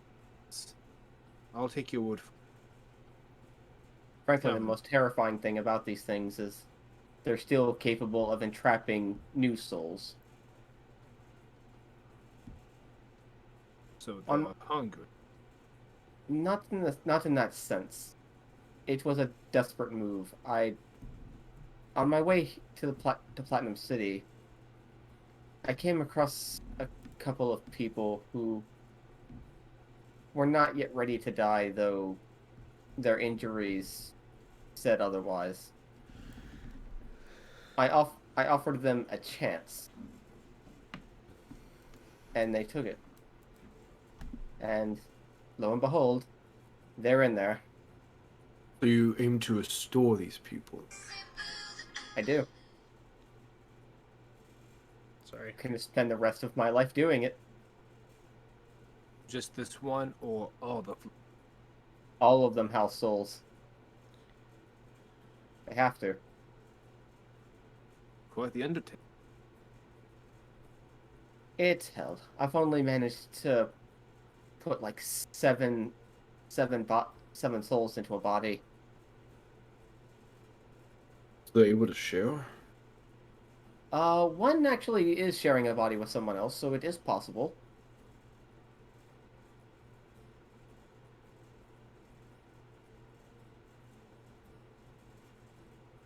Hello, So- if any of you ever wish to not die, I could do the same to you.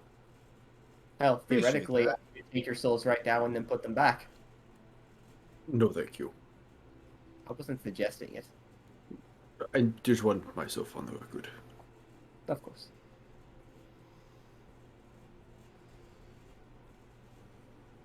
What kind of condition does the body need to be in order for the souls to inhabit it? Preferably one that would live. But I mean, it's like if we bludgeon someone to death as an enemy, could they take over that body? Or one- because we've caused too much damage, is it One of the impossible? ones I used was significantly beaten to shit. Though they kind of deserved it. But it was still a suitable soul. It was able, suitable body. It was able to recover.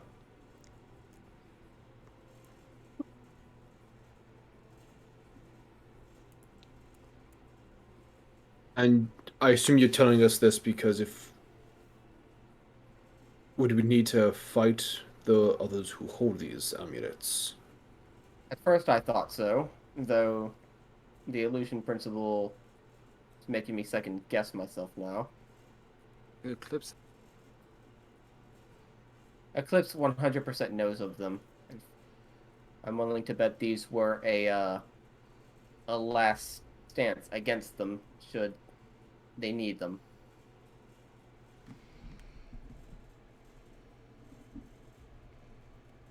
An insurance policy, if you will.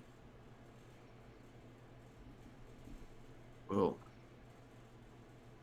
can't let them have that now, can we? Sorry, this is just a lot for me to take in. Like, holy shit, I was not expecting. I just looked at Merrick. You can see now why I wish Avok could have seen this. Kind of reminds me of the main skill. Not it exact, but something I saw Similar on but the- different, yeah. Yeah. When I got Avok back, he had to give up all the souls he was tethered to in order to get him and grew.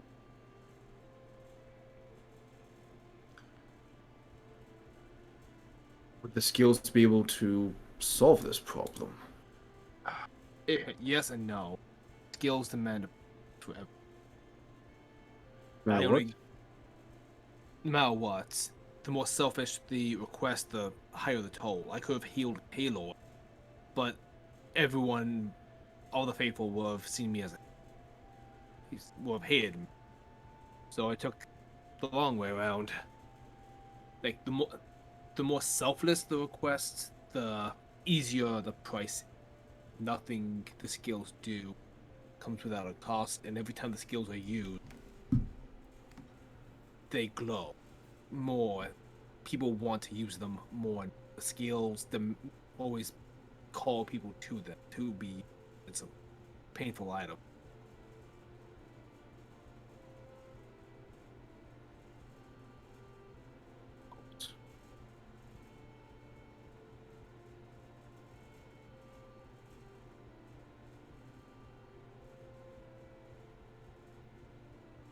Would we be able to ask the scales what the price would be if we were to attempt this?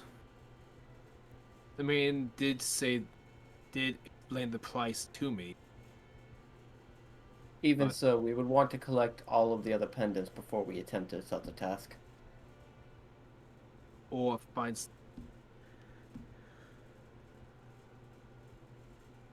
I've heard of some mages that have phenomenal power with ninth circle spells to will things.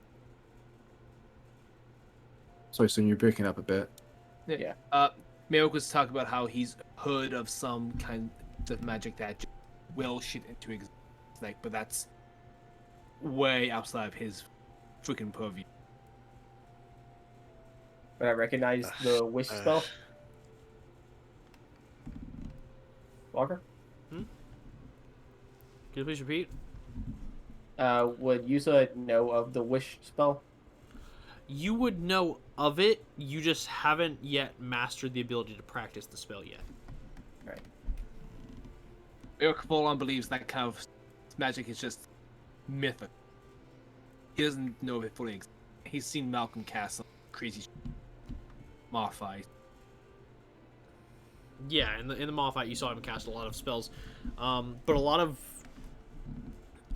his abilities weren't necessarily theoretical, but they were powerful. And Yeah. the ease of which he had casting other abilities was far beyond. Like when you initially saw him cast, like in your Adventures in the Boneyard, he had some difficulty casting certain things, like it required time and components. But then when you saw him again during your Maw fight, a lot of things were more fluid. Lower level spells were easier to conjure and cast into existence, and higher level spells did require more time and concentration, but it required... He had a knowledge of these things. And so you could safely assume that with time, Yuza could also reach such a level. Already you've kind of seen her cast certain lower level spells and cantrips with ease, and you would assume that higher level spells would come with time. Frankly, some of the things Merrickstein Yuza do puts Merrickstein Yuza do put even Malcolm to shame in some regards. Yeah, Yuza does indeed have, you would say, more Important. creativity than Malcolm had. Malcolm had power, but in terms of practical application, there was a lot of rigidity to how he approached things, whereas Yuza has a more freeform and creative approach to magic. Malcolm is very much blast. So Yes, indeed.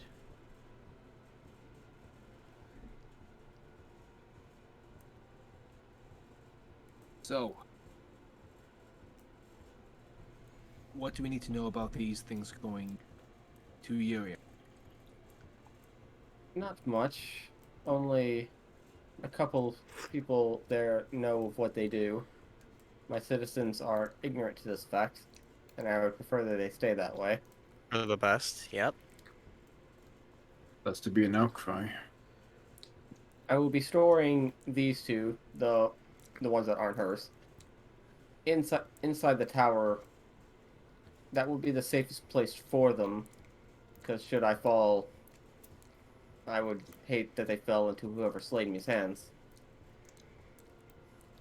Do you want to leave them in the bag of holding until we get them?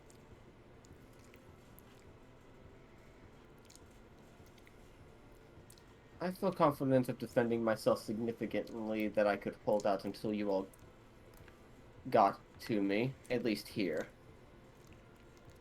Good. Walker, I don't. We never went over this, but is the fact that Yuza can take the souls out something that can be taught, or is that just something she knows how to do somehow? It's difficult to explain. It's not something that can be taught, but for you, it's instinct. You've never heard of another principal doing such a thing, but that's Why because, would you? in your opinion, that's probably because Why would you? they hoard power. But it is something that it's not something that you were taught. You just knew how to do it. Like, in the back of your mind, there was a familiarity with it. Gotcha. Based on your research notes and what you discovered in the tower, you have an idea as to why you know how to do it, but you're not... The working theory is still in progress. Gotcha. I wish I could teach you how to do it as a backup, but I can't really explain how I know how to do it. No problem, we just keep you alive. There we go. I mean, Problem solved. that's the preferable option. I believe Rando Strong Yeah. brings someone back from the dead at one point. Yeah. I made sure of that. Yep. And give me some more time to read up on the scriptures. Oh god, so much fluff in the language. I might be able to learn a few of that shit too. A bit of what? A bit more of the reviving magics. Well, like I said, I haven't been able to give these people a body. I've had to find that. So that's why you want to go to your tower, to store these for safety. Yes, I would like to finish emptying my own before I move on to the others. And how many are there? There are 8 total principals, including myself. And including you, you have 3 in your possession. Yes. So One at from the least illusion principle, one from the necromancer I slayed, and mine. So they use enchantment, evocation, transmutation, conjuration, and the others. I don't know other forms of magic too well. Actually, wait, there's only 6 schools. My brain. Oh, So you have one to go then? no, 3 to go. Oh. Halfway there. And How even then, likely are the that's others- that's the baby step. How likely are the others to not give up the exams?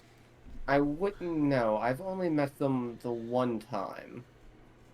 And that was back when I was completely ignorant of what these things were. There is 1, 2, 3, 4, 5, 6, 7, 8 schools of magic. Abjuration, conjuration, divination, enchantment, evocation, illusion, necromancy, transmutation. Oh, okay. I'm just kidding. Neat. Then yeah, 5 to go. Not even halfway. Almost halfway. Damn. Yeah. I'm gonna need multiple lives to finish this project. Cannot learn clone fast enough.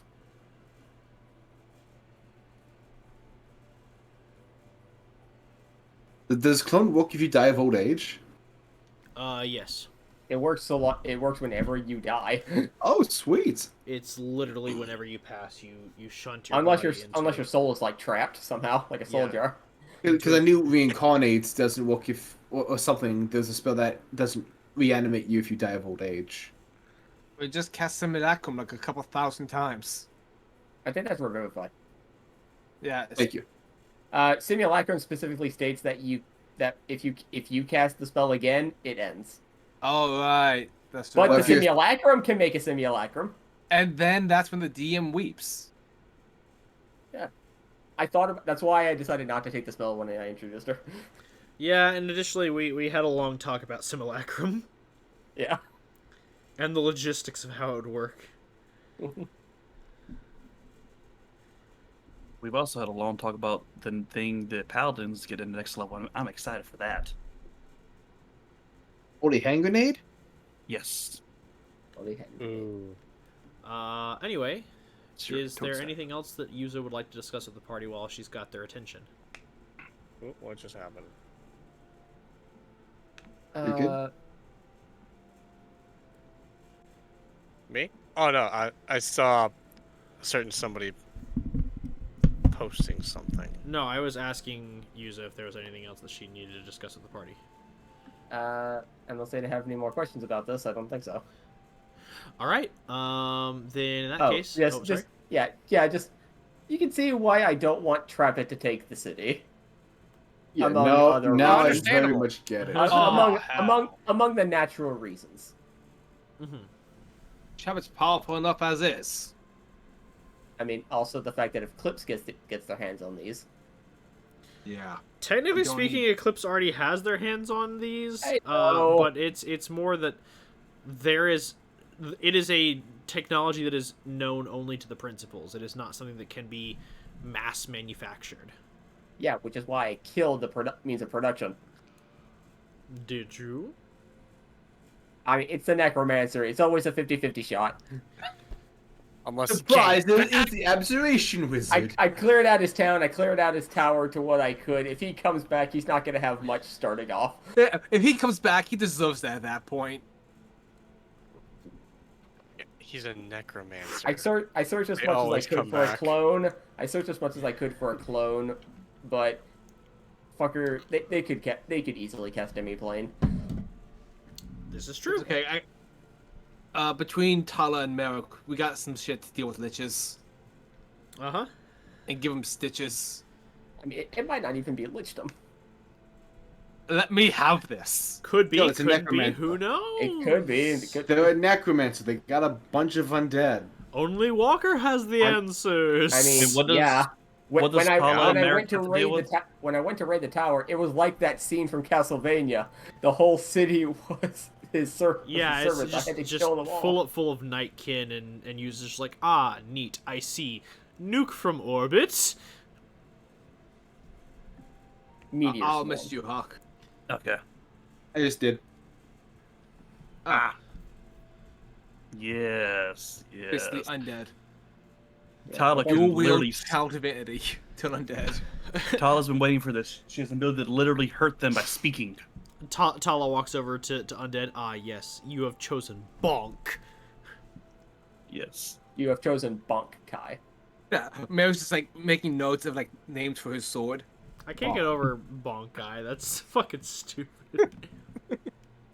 It is, but it's amazing at the same time. Yeah, And but I'm done. Bonk Sucker. With this Bonkai, I shall remove your horny. The paraphrase Hades. Ugh, puns. Yep. So yeah, I'm done. is there anything else that anyone wants to do in the first day that was previously discussed, or do y'all want to go ahead and move into the second? I know that Rando and Merrick still had things to talk about, but did y'all want to save that for the second day, or did y'all want to go ahead and have that conversation now once everyone goes about their business? Second day. Second day, okay. In that case, Merrick's just going to get his sword engraved with the name Keen Fang. Spell that out for me and send it to me in DM. Sure thing. And Gallus, okay, so second day you said you were going to explore the keep with your familiar to go ahead and map it out and also kind of get an understanding of the transition time between your senses and your familiar senses. Also, I also wanted to look through my familiar senses just for like aerial views, just to get a top-down perspective of things. Gotcha. I'm going to go ahead and move you over to the watchtower then, just for a brief moment, and then I'll go ahead and keep Rando and Merrick over here. Tala, what were you doing on the second day again? Walking real quick, I am going to send you a message about something. Gotcha. I know that Yuza was going to go back to working on Spellbook, but Tala, what were you doing on the second day? Literally the only thing she needed to do was see about getting that armor enchantment stuff doing, which I figure probably end up taking more than 2 days, and the Yes, sword it stuff. would. That's all she really needs. The sword. I guess the sword would take less than 2 days. The armor would take more than that. Yeah. You can I think have she'll them. probably drop off the stuff. Yeah, you can drop off the armor and have them go ahead and start on it before y'all go to Yearion. If y'all want to postpone your trip to the Shadowfell just until the armor is ready, you're welcome to do that. It will take a little bit of time. For the time constraint stuff, Tala will probably wait until we have a little more. Unless everybody else has stuff they want to do, she will probably wait till we get more downtime to have the enchantment applied to her armor. Just don't want to hold up the group. It might Gotcha. be best to hit the Shadowfell, and then if we have more time, then get the enchantments. Yeah. This way, we'll give them chances to look over the enchantments and all that stuff. Anyway. About how long do they think it'll take? I'll go ahead and do that. Okay. The main blacksmith goes ahead and takes a look over your armor, looks over the enchantment, and they let you know that because it is essentially 3 sets of resistance stacked together, it'll take some time to unweave it and then apply each resistance to your armor. There wouldn't be a way for them to just basically copy and paste it over to your armor. So they assume that it would take about 3 days, so 72 hours. Terrible. Wish I'd done this. I forgot to do this on the first day. I wish I'd done it on the first day. Honestly, dude, Hawk, I'm just saying. Yuzu would tell you, like, the business he has to probably do in Yearion might take a couple days. So yeah, you could drop it off here and then pick it up on your way to the Shadowfell. Okay, we'll do that. Okay, so you drop off your armor, and this is actually an honest question because of Tala's art. What does Tala normally wear when she's not wearing her armor? That is a good question. A t-shirt of merit. I'm just imagining use like Tala in a t-shirt of Merrick with some fucking like blue jeans. No, it's a t-shirt of Merrick with him holding a scar visible. Said, "You want to know how I got these scars printed on it?" It's a Redbubble t-shirt. Yeah, it's a Redbubble t-shirt and like what Combining Merrick and the Joker. Do you have pants that you wear, or do What? you Go prefer? away. Does Tala prefer pants or skirts? This is an honest question. It would be pants. Pants, okay. Basically, she would be wearing a very simple tunic, maybe a bit of a corset around to help with posture. Mm-hmm. And just On very the outside of the shirt or the inside? outside, so that way she can remove it easier. All right. I saw a picture of something recently. I'm trying to pull it up to show basically what it would be. So Again, it's while- very simple except for the corset. That's the only thing that looks a little different. Gotcha. So while Gallus goes ahead and does his stuff, and Yuza does her stuff, and Tala just drops her stuff off, and then does. I remember you said you wanted to do some, just basic training, kind of getting the feel and weight of your sword in while. Yeah. Okay. So then we're And gonna this go. would be the first time that no one's seen Tala without her armor. Yeah, we're gonna go ahead and do Rando and Merrick's scene, and then we're gonna hop over to Yearion if that's cool with everybody. Yeah, sure. So is everybody cool with that? I Yeah, heard Vex say yeah, sure. I'm sorry. Yeah. Sorry. I was doing something. No, gotcha. I post basically this, but without the pirate hat. Awesome. Just basic Bangers. cloth shirt. Simple. Gotcha. So then in that case, Rando and Merrick, let's have that discussion. So I would assume that Merrick is in his office when Rando approaches. Do you knock, or do you just knock the door right open? Well, I'm gonna clearly just. Come in. Hey, I got a thing. If you don't mind, I'd like to talk to you about. Of course. What's up, Rando? All right. I'm gonna close the door behind me. So, actually, I'm gonna message you real quick, Walker. Here. Okay.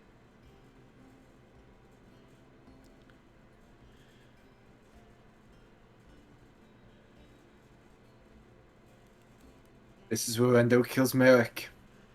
This is where the assassination. Like father, occurs. like son, motherfucker. Now I get to bring in my trapped sibling. It was a long play all along. They were both in on it together. I mean, it's bound to happen eventually. Well, Everyone's related to Trap It. That's the secret. that's it. I'm rolling a I'm trying to rogue. I'm trying to word this better. I hope Yuza's not related to Travis. I'm just saying, Yuza doesn't know her parents. I really hope she's not related. I can honestly say there is a tiefling or a couple tiefling that Trap It has had relationships with. I'm sure no species escaped that spectrum. Centaur. It was just too much for him.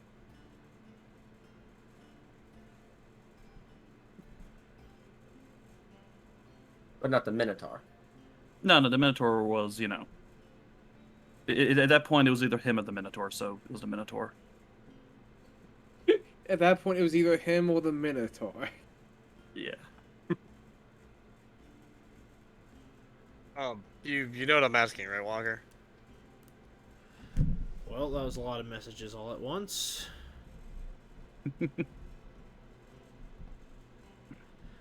No, I don't. You're gonna have to clarify, dude. I don't know what the fuck that means. Wait, does that mean he's also been with a Loxodon? I don't know how to look that up. I mean that trunk, it has reach around.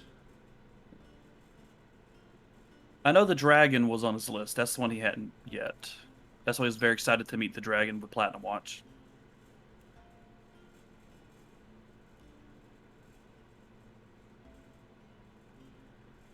What about the Lakatha? Okay, again, I need more clarification than that, Zach. You like, I get Well, being. he's asking- I'm asking, No, like- I understand, but I get being intentionally vague for character Yeah, I don't reasons, know but why. I don't know need why. I need Yeah. clarification. English motherfucker, do you speak it? Okay. I'm trying. Okay.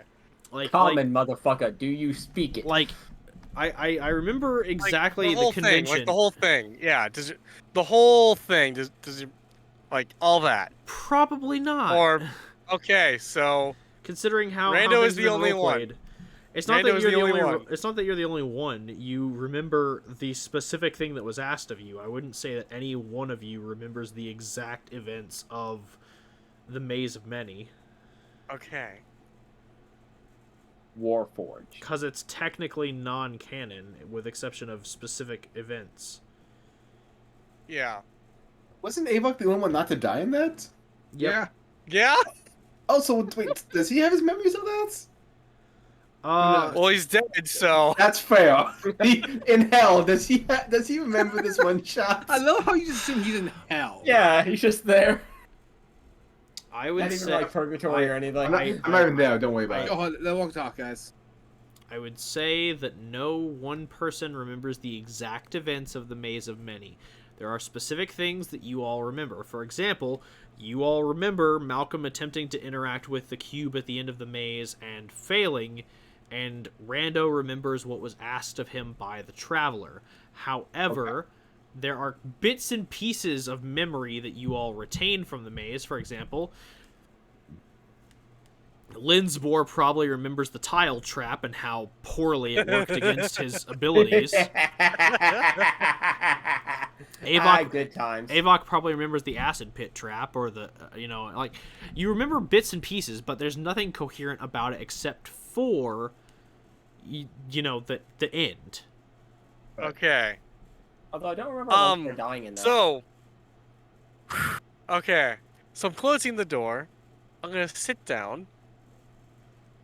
So Merrick, you remember like years ago we had that really weird encounter with the Traveler and all that? Oh yeah, I thought that honestly I thought that was just a weird dream. Yeah, no, it's really not. I've never been able to go to a DMV. Oh, what? A DMV. Never mind. Department of Magical Vehicles. Yeah. It was in the maze. Go on. So many years ago, yeah, clearly 3 years ago, the Traveler asked me something. In payment of all of you returning safely and myself, I need to kill the god of... I'm trying to think how I want to word that, because... okay, I'm just going to say it. I need to kill Ball. You need to kill the god Yep. of murder. Yeah. Oh. Yeah. I've had that with me for a while. And I didn't know how to say it for a long time. Especially after the AVOC situation. That was not exactly a good time to say it either.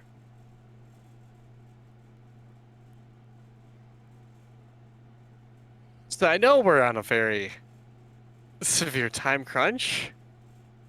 So potentially after this part settles down,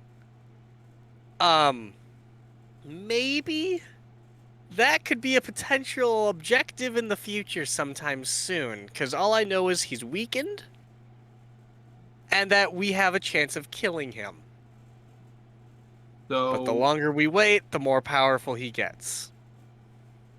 you want our help to kill to murder the god of murder? You son of a bitch! It's kind of ironic, yeah.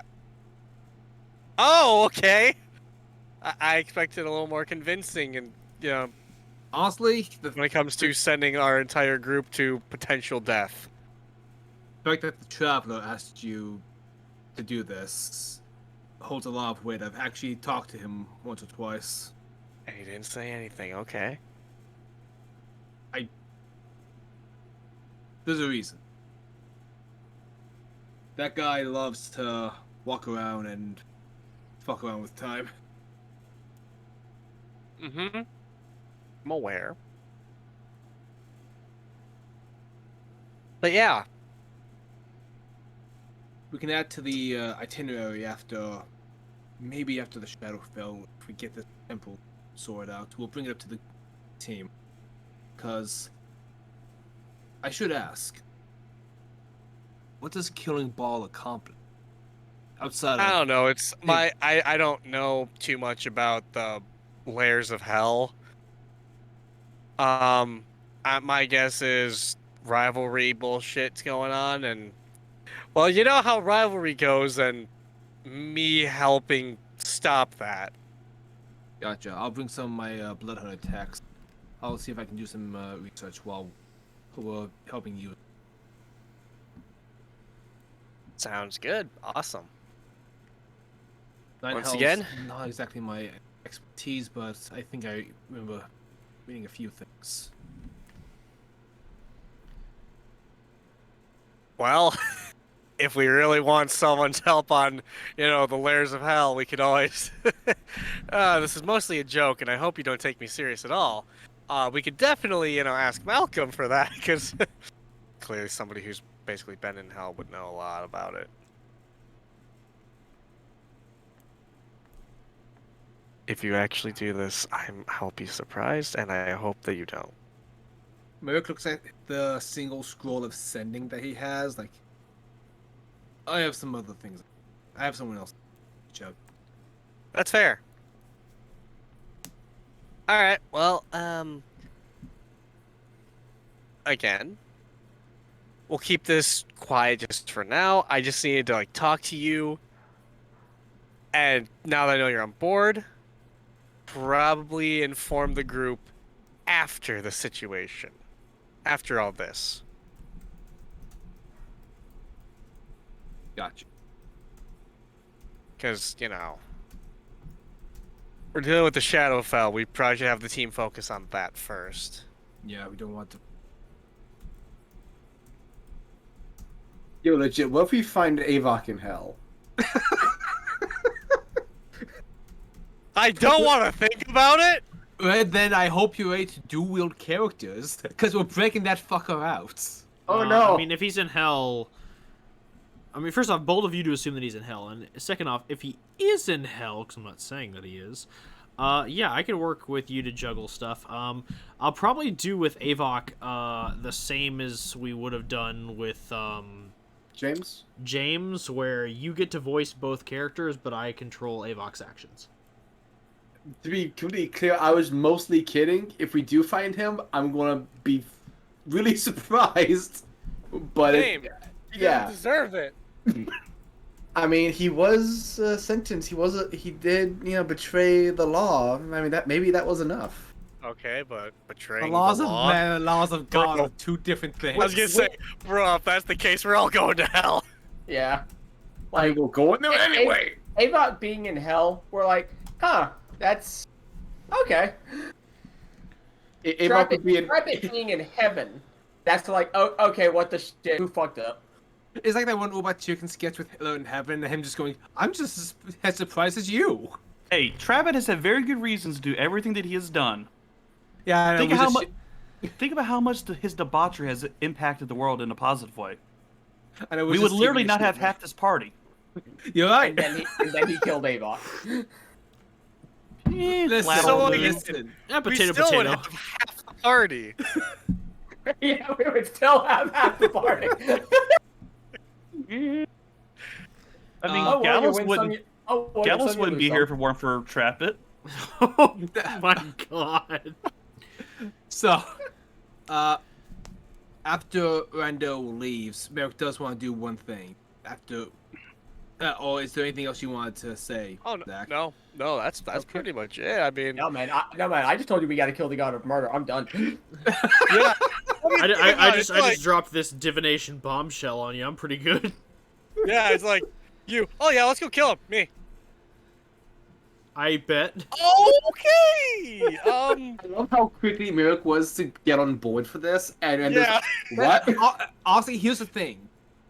Merrick feels like he hasn't done enough shit in his I'll be stupid quota. Let's be very- a little reckless. he's Let's kind of- do some shit. You've kind of been peaceful in the last 2 years. Yeah, May Merrick I- has may been I make stuck a behind a suggestion? desk. May I make a suggestion? Yeah. If you die, I have to deal with this whole thing. I don't. And Rando didn't want to do that. I mean, if it's any consolation as well, the Inquisition is mostly autonomous. They just come to you with specific inquiries, like as you've seen with Merrick.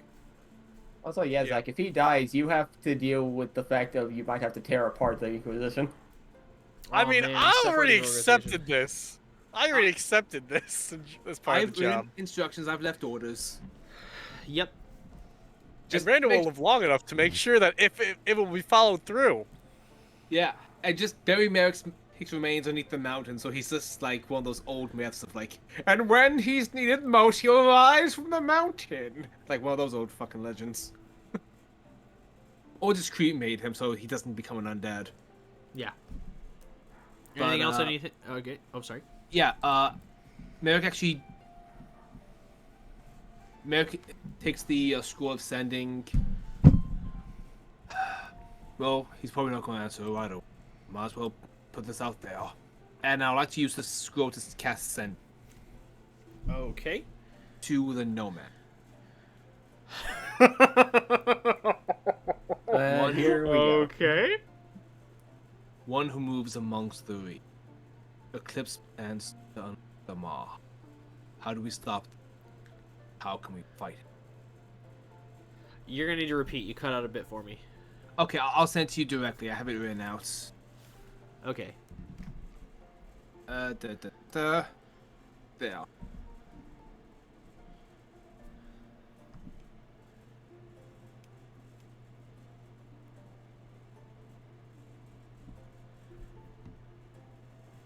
A few seconds pass.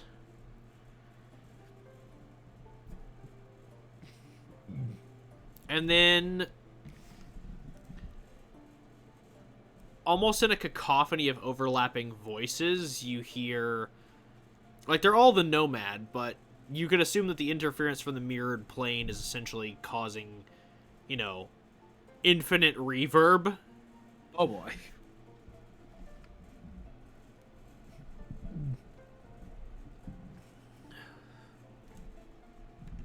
You will not be able to stop what is in motion.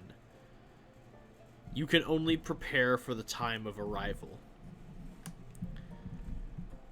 We can provide assistance, but you must seek us out.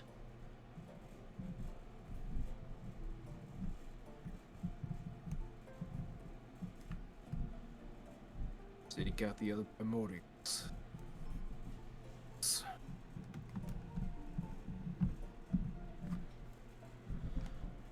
Thank you. Don't know if you can still heal me, but you're practically omniscient, so thank you.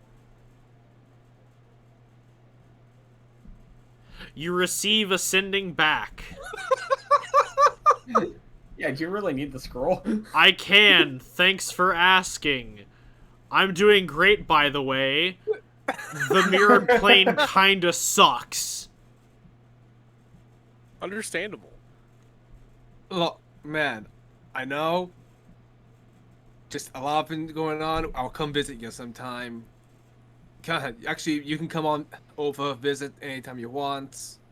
Or don't need to break you out. I don't remember if you're stuck in there. If so, we'll walk on it. Yeah, you definitely ran over sending there. Merrick's like, hello? Merrick has an intelligence of 12. He doesn't know.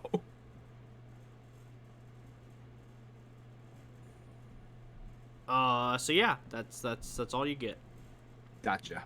My God, he died in the mail plane. He couldn't respond. Oh my god. Walker, before we head off, Yuza wants to do one last thing real quick. Yeah. She wants to use prophetic vision. Alright, go for it. What would you like to ask? Is there a vessel I can house a soul in? Because you never really checked this place. And, It also, doesn't asking... really I know it doesn't really specify whether that body is living or not.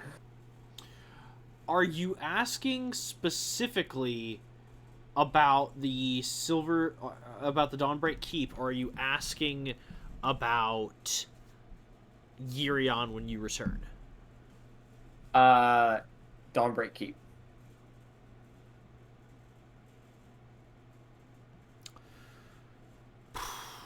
If there were some in Yearion, at least last time I was there, I'd have used them by now.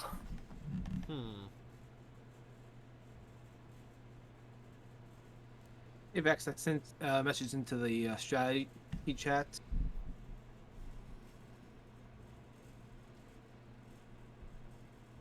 Don't know. Figured I ask. Never tried it. Back.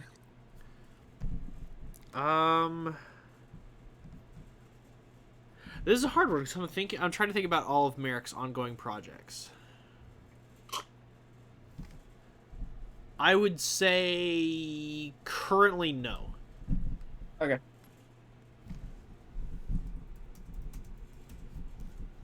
Just wanted to check before. Possibly not coming back here for a while. Gotcha.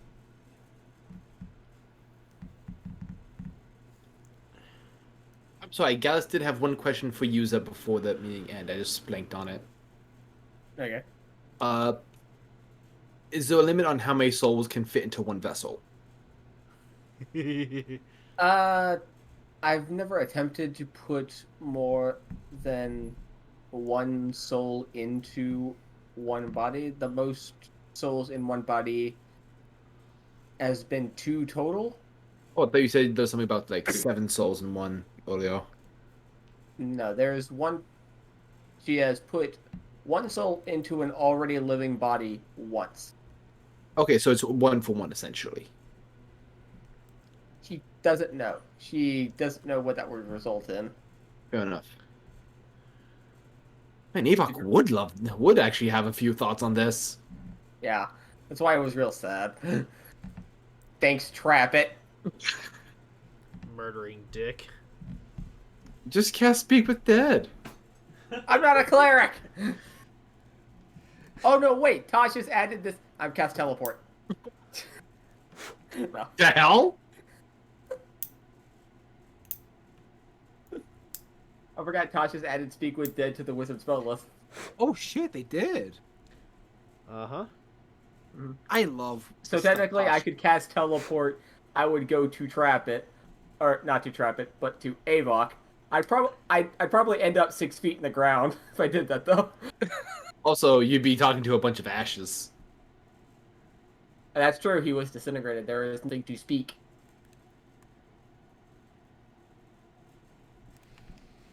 These are facts. Yeah. So, yeah, are y'all ready to head to Yearion? Yep. Yeah, sure. Oh, Americans at least. Do I this. spend the minute casting teleportation circle. Alright, I'm gonna go ahead and move everybody close so that way I can, Do we need to hold hands? No, just Yes. step through the circle when I say so. Okay. 1 minute later. 1 minute later. Boom. Yeah, Go! as the circle Oh wait, hold on. I opens- need to go use the bathroom. Oh, no!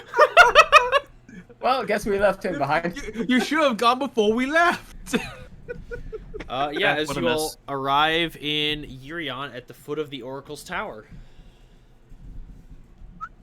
Well, no, the thing's not at the foot. It's inside the thing. Oh, is it? Teleportation circle. Yeah, why would the teleportation circle be outside the tower? That's fair. I mean, well, okay, to be fair, there was one outside the tower when the principals did you alter the one outside the tower so that the principals couldn't just bamf into your city? I didn't know there ever was one there. Yeah, I mean, there's one in the lobby of your tower. I figured they just came here because they've been here before. There's one in the lobby of your tower. Actually, that's a good. That seems weird that Then hold on. Well, because no, I feel like the no, principals are powerful enough to cast teleport. They can just come. they are, but I feel like that if that were the case, then they would have invaded your city by now. Well, no, because teleport only moves a certain number of individuals. They would have to move an army in, so teleportation circle would work the best because it lasts for a minute. No, it lasts for 1 round. Does It takes not a la- minute to cast. Oh, a minute to cast. Because you have to draw out the circle. Then Plus 6 seconds. this still raises the question of why they haven't just popped in here. Because You know what? can still only teleport a certain amount of people, and I have fucking amazing defenses. I like the idea that they haven't attempted it. Also, you know, if the evolution principle proved anything, all might not be wanting to kill me. Also, Not I all don't of them, like. maybe, who knows? I don't like that Walker likes this result. That's suspicious. Yeah, I don't either. No, what are you talking about? Everything's fine. like, yes, the one in the I tower, trust Yuza definitely destroyed and remade Yeah. herself. So, like, they couldn't do that even if they wanted. So yeah, y'all bamf inside the tower. You are all in the foyer. Yusa, would you like to describe your foyer, or would you like me? Sure, I'll do it. All right, go for it. Because I'm not entirely sure what you're picturing. Since apparently we differ in this. I mean, it's your tower. Now, certain things about it do change over time, but aware. I would say that there are certain constant rooms that you have applied maintenance to. Yeah. And so the This is one. tower has accepted them as the default. Yeah. Let's see. I picture the teleportation room is kind of its own room, but it has somewhat of a door, but it's a big door, and it doesn't have an actual door. It's more just like a doorway with those little like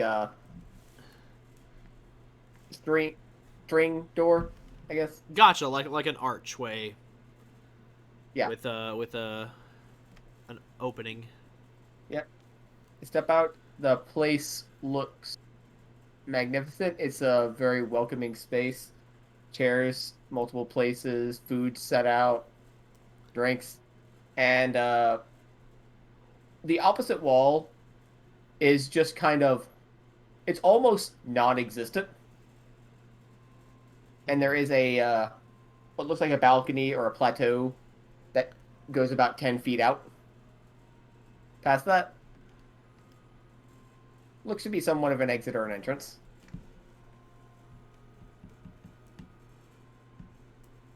Good to be home. Would you guys like anything to eat?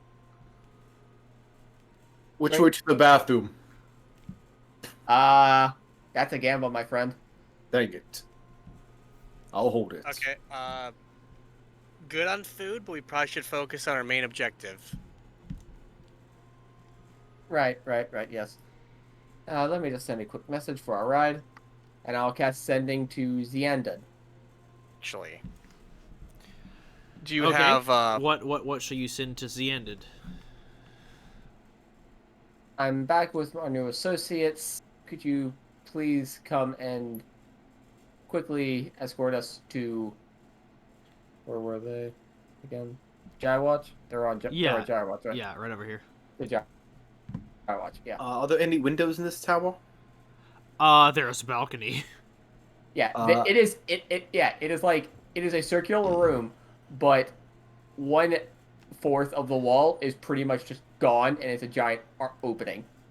I just like to peer over and just sort of take a look around and sort of take in the city and the general environment. The city is quite expansive, from your viewpoint, which basically spans about, we'll say, it's 45 feet, so we'll say, about 2 Well, I imagine miles. the city's actually bigger. Yeah, I was getting to that. Oh, sorry. 2 miles. A lot of the area down in here is more urban. There's a lot of housing and markets that seem to be bustling with activity.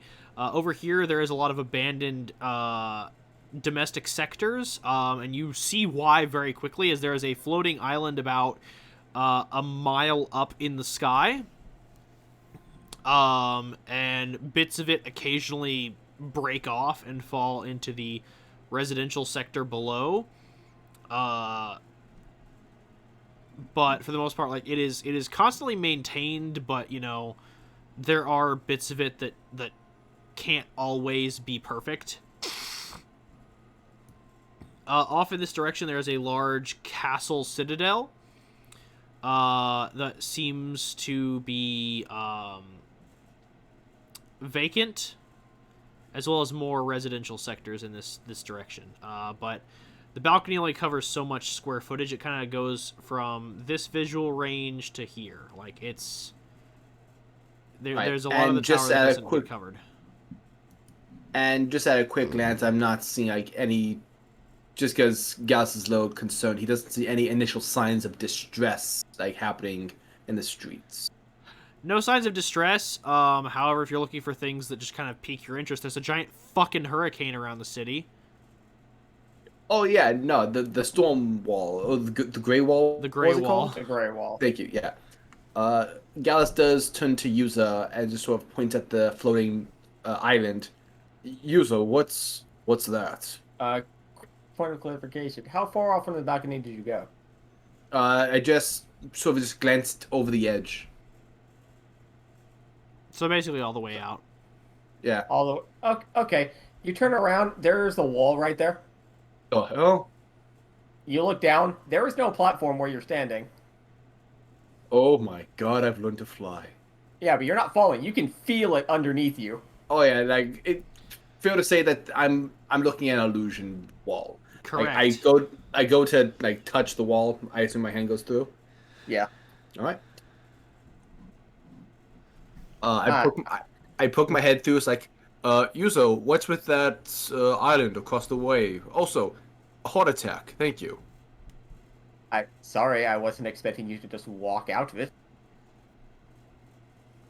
Everyone, watch out. The floor is invisible. Just heads up. Oh.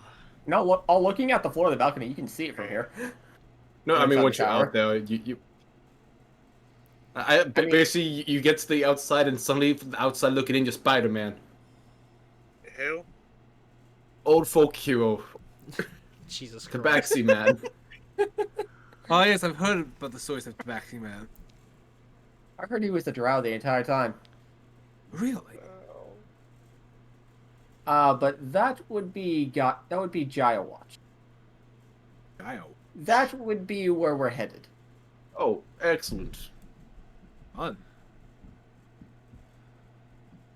As Yuza finishes saying that's where we're headed, you all physically feel the tower almost lurch a bit as a large impact collides with the tower, and you feel Oh, it. good, he's here. You feel it kind of shake for a moment, like a.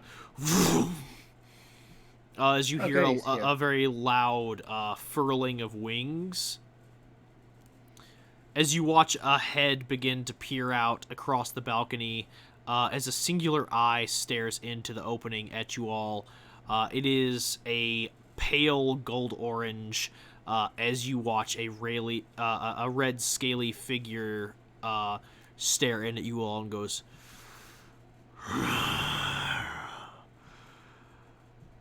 I answer your summons, Principal. But a reminder, I am not a fucking taxi.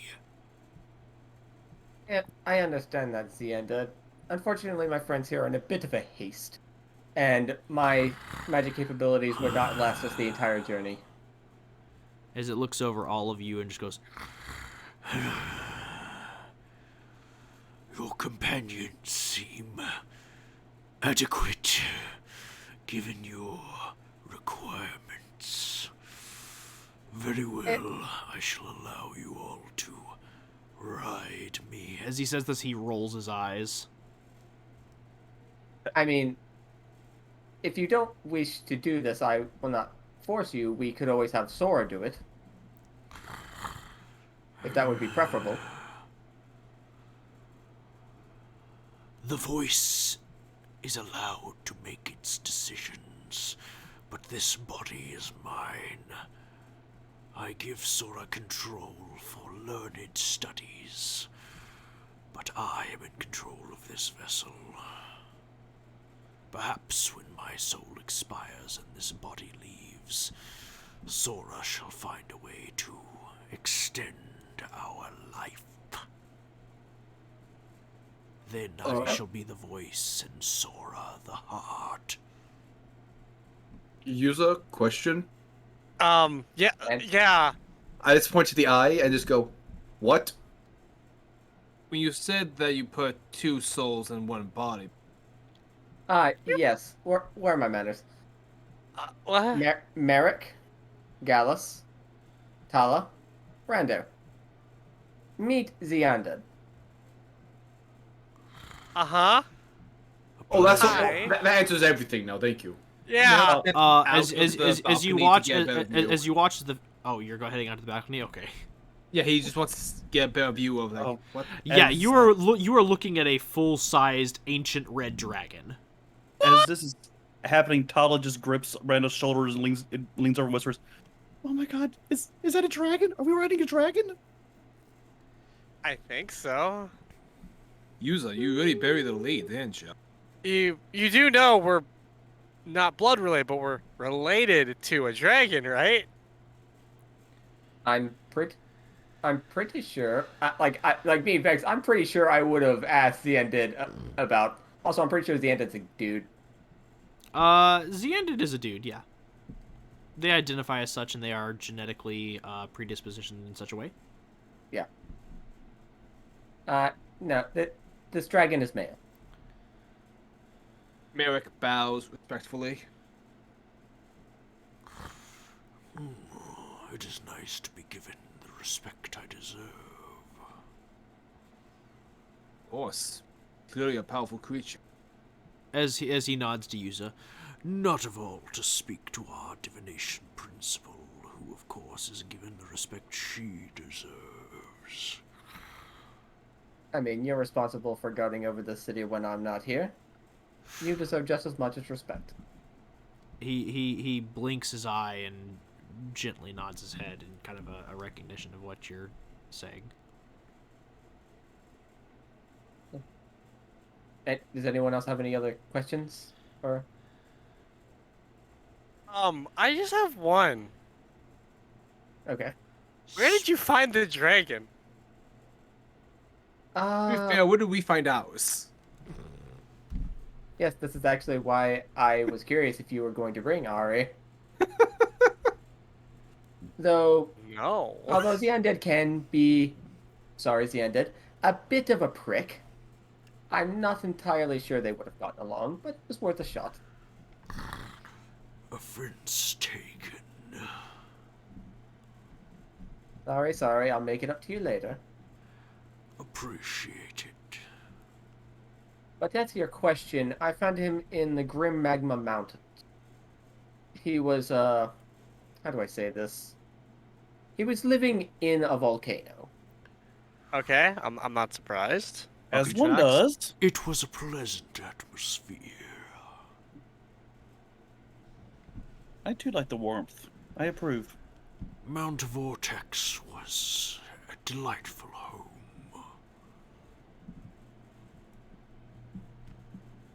Neat. And when I say a volcano, I meant an active one. Like, he was in the lava. He almost Like, burned yeah, coming I, out. I'm not Yes. surprised in the slightest. Again, fucking tracks. Sadly, it has become dormant since the lack of my presence. Yes, but I'm sure if you ever went back, it would start right back up. I could Indeed. probably heat it up for you if you'd like. It does raise the question of whether I was drawn to the volcano because of its activity, or it activated because of my presence. I think it was a bit of both. I'll agree to that. He nods in acceptance. Anyway, we're in a rush, right? Let's get up. Ah, yes, I was waiting for you all, as he kind of like moves his head further, like moves his body further up, and his head coils further around the tower, as now outside the balcony is just the center of his back, of which there is ample room for multiple people to climb on board. Here it comes Um, on. Oh, wait, there was something I needed to do real quick. She just Oh, leaves. She just leaves. Heads to a door on the side of the room. Opens it. No. Closes it. Opens it. No. Closes it. Opens it. There we go. And runs it. Which room are you seeking to enter? Her private quarters. Ah, yes. Okay. It is. Yeah, she just opened and closed the door as many times as it took. It is laid out exactly as you left it. The only thing that you do notice is that all dust has been removed from the room, and additionally, anything that is of a glass or reflective surface has been polished. Thank you. I just find my chest that has so many fucking ceiling enchantments on it. And open it up, put the 2 pendants I'm not using in there, close it back up, and fly back out the door, which she never closed, which she now then proceeds to close. Huh. You know, I need to get a room one day. I think that would be useful. Wait, you don't have a room at the keep? No, I'm in the barracks. Just like when I was with the Order of the Rose. You're part of my personal strike squad. You don't have a... I'll fix that one. Wait, I don't even have a room. Merrick's just like, You just got here. who has been assigning... Oh, for fuck's sake, Aaron. Lord Commander, you may need to appoint an XO. Yeah, I'll Hold on. work on that. Hold on. Have you guys been sleeping in beds? No, I I sleep mean, outside, right? You guys it's- getting paid? it's more like wood, but with a blanket over it, like Wait. a bunk bed. Wait. You Yeah, get paid? I'm not even in the barracks. Gus, who do you sleep? I don't know. Well, wherever I am at the moment. It is very resourceful. I just imagine when, like, Merrick gets back to the keep, just, Aaron! Yeah, Merrick is just like looking completely dejected right now, like, what the fuck? Like the next time we get a long rest, Gallus is just like propped up against a tree. For clarification on my sake, which Aaron are you referring to? The Blood Hunter Aaron or the Bard Aaron? Bored. That's fair. Because it sounds like something that would happen because of him, and it's more fun this way. I feel like it's funnier this way. It is funnier this way, but I find what's funnier is that you haven't even discovered the employee lounge or the soda bar yet. We have a soda bar? Don't worry about Supposed to that. be my room. Soda exists as a universe? Don't worry about that. Yeah, but it's all diet. Hmm. Hey, look, just because I personally enjoy diet soda doesn't mean I'd force your fantasy characters to be subject to that. Because you're a good DM. That includes all soft drinks. Yeah, primarily cheer wine, obviously. Wow. Oh no boy, one- Pepsi. Okay, fuck y'all. No.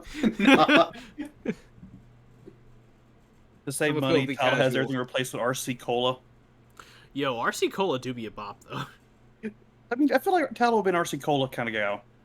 It's I a could good see soda. there being an amazing Just- drink called Druid Dew. Eboch, Coke. Honestly, Gallus, honestly, Pepsi. I don't see No. Rando drinking Mountain Dew. I see him drinking Vernon's, honestly. No. Zach, not Druid, not that, but no, Mountain Drew, for Mountain Druid. Oh, shit. This man fucking Cannon. broke the game. Mother of God. My Like what God. it said though about how Eboch Coke, love Gallus any- Pepsi. I love anybody that's listening to this is just like, Why the fuck are these assholes talking about what is soda? happening? Get back to the dragon. There's a dragon, guys. I mean, I do okay, find it look, funny, yeah. first off, if this is your first time tuning into Platinum Watch and you're just now starting with this episode, first off, what are you doing? And second off, if you haven't learned by now that we're all fucking degenerates, what are you doing with your life? I mean, you're right. You clearly have not been paying attention. Yeah, seriously. On that note, Dragon, he's gonna fly you over to Jaiwatch. Yay! It's like the fucking never-ending story in this piece. I was about to ask, are we about to enact Of the course. ending of Neverending Story? Okay, first off, like, again, reiterating, if you wouldn't assume that I would make a dragon ride like the fucking never-ending story, how dare you? It's a great fucking movie series. I expected a whole new world, but metal as fuck. Oh, god damn A it. whole new world! Don't you dare close your eyes! As fucking flames and sick electric guitar riffs. Yeah, just Mad Max it. I mean, if you want, I could try singing this, but that'd be a waste of Fly- time. So let's get back Fly to it. past the rock bottom. Good, strong. Anyway, Okay. I think we got it on our Uh, system now. as you all arrive at Jaiwatch, the floating island, the buildings here, by the way, are... First off, the flight is tumultuous. Obviously, there are some air current backdrafts from the Grey Wall, but in addition, like, the dragon you are riding is fucking huge. And you're basically only gripping on by the spines on his back.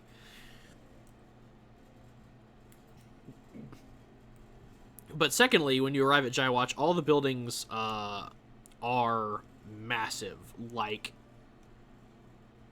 Xiandud could easily fit into one of these through the entranceway, but for y'all, like, it's basically, like, I'd say easily 12 times your size. Damn. Big buildings. And there are a lot of storm giants just kind of walking around.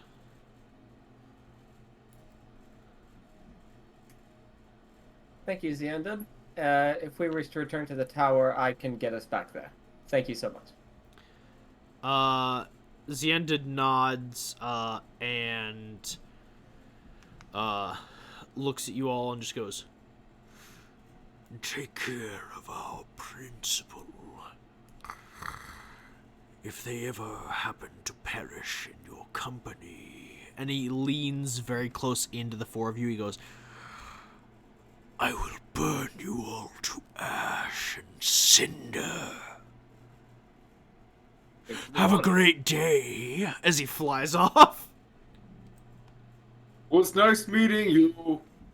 You know, if it wasn't for the fact that I already had fire powers, I'd accept this challenge. Please do not kill my city's protector. Hey, he threatened me. He threatened you should you not keep me alive, and that was the plan anyway. Yeah. Anyway, he just starts flying up to get to eye level. Gotcha. Who are you looking for? Did I give this guy a name? Let me scroll back up through my cliff notes of the backstory. Let's see. I don't think I did.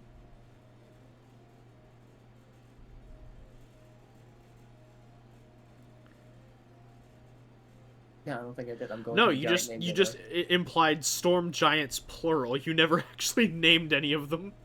No, because I didn't think we. It just completely slipped my mind that I would have to talk to the fucking chief. This one's Jormungandr. So fuck This it. one's Name Afghan giant Loki. name generator. Afghan Loki. Balder, name that go. First name that comes up, Mexar. All right. As you look around, Mexar is not necessarily patrolling around Jaiwatch. They're kind of positioned towards the center of the island, kind of on a throne that allows them to oversee everything that is currently going on in their domain. It allows them to oversee basically who's currently on Grey Wall duty, who's resting, as well as like the activities of those in the city below. Basically gives them a lot of position of visibility for the area around. Yeah, it takes us a bit to get to that spot, I'm sure. Oh yeah, no, it's a bit of a distance. Hope you guys like the trek. Try not to get stepped on. I mean, the giants are for the most part, like they are aware of their size, and they haven't necessarily been used to not stepping on people. But I assume that with the sudden appearance of Xiandud, they take extra careful steps in their movement to make sure they're not crushing your friends. I don't know. Normally when I show up, it's just me, and I can fly. If they notice my friends, then that's one thing. All right. Rando, make a dexterity check. I hate you. Get on my level. It's like 20 feet up. Why don't I just fly? I don't know. Why don't you?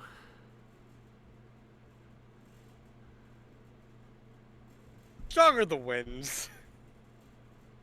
All right. So Rando's gonna fly. Yuza's flying.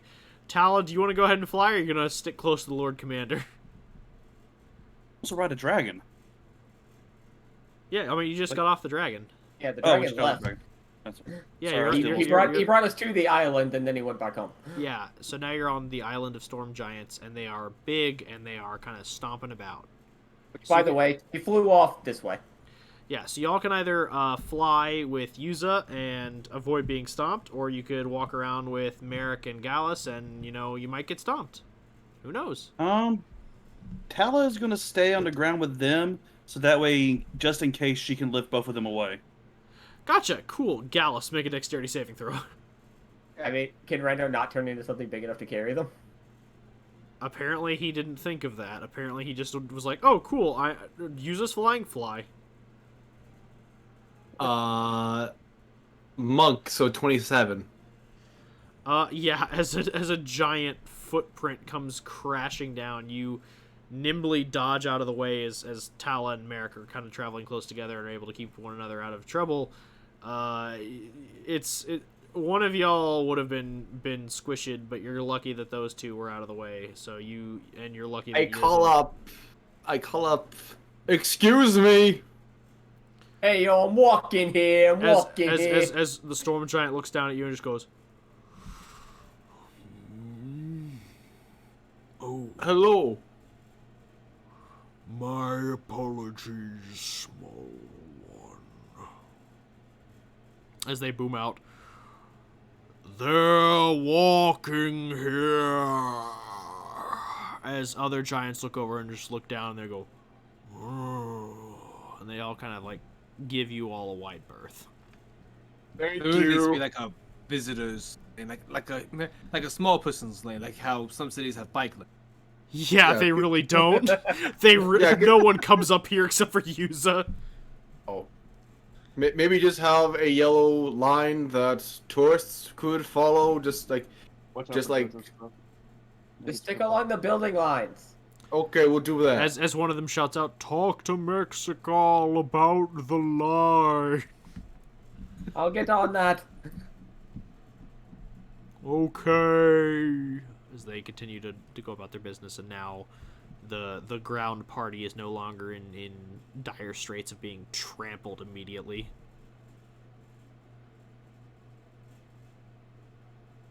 So yeah, y'all, after some time, you all arrive at the center, and you see the storm giant chieftain perched upon his throne. He looks at you and just goes, "Yuza, to what do I owe this honor?"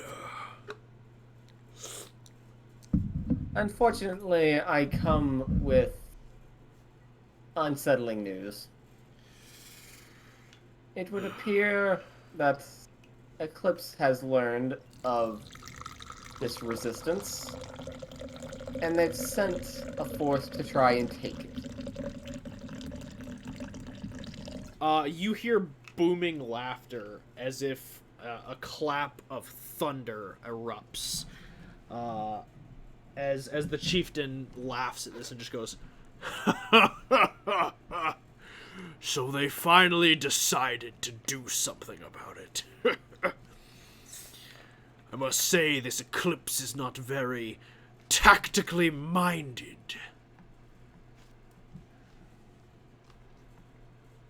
Well, I wouldn't know about that. Very well. Do we have any insight as to who is leading this expedition? In fact, we do. Do I have major image? Do you? That's what I'm asking myself. That's 3rd level, right? Yeah, Pretty sure. it is. I'm No, running an Arcane Trickster. That's on my That's list. silent image. The major image is 3rd. Silent image is 2nd or 1st level. No, Okay, well, 2nd level. I don't have. Oh yeah, you're right. major- Major image is 3rd. I'm sorry. Arcane Trickster, dude. I know Okay, this. I don't have major image. Let me see if I do have silent image. I don't want to.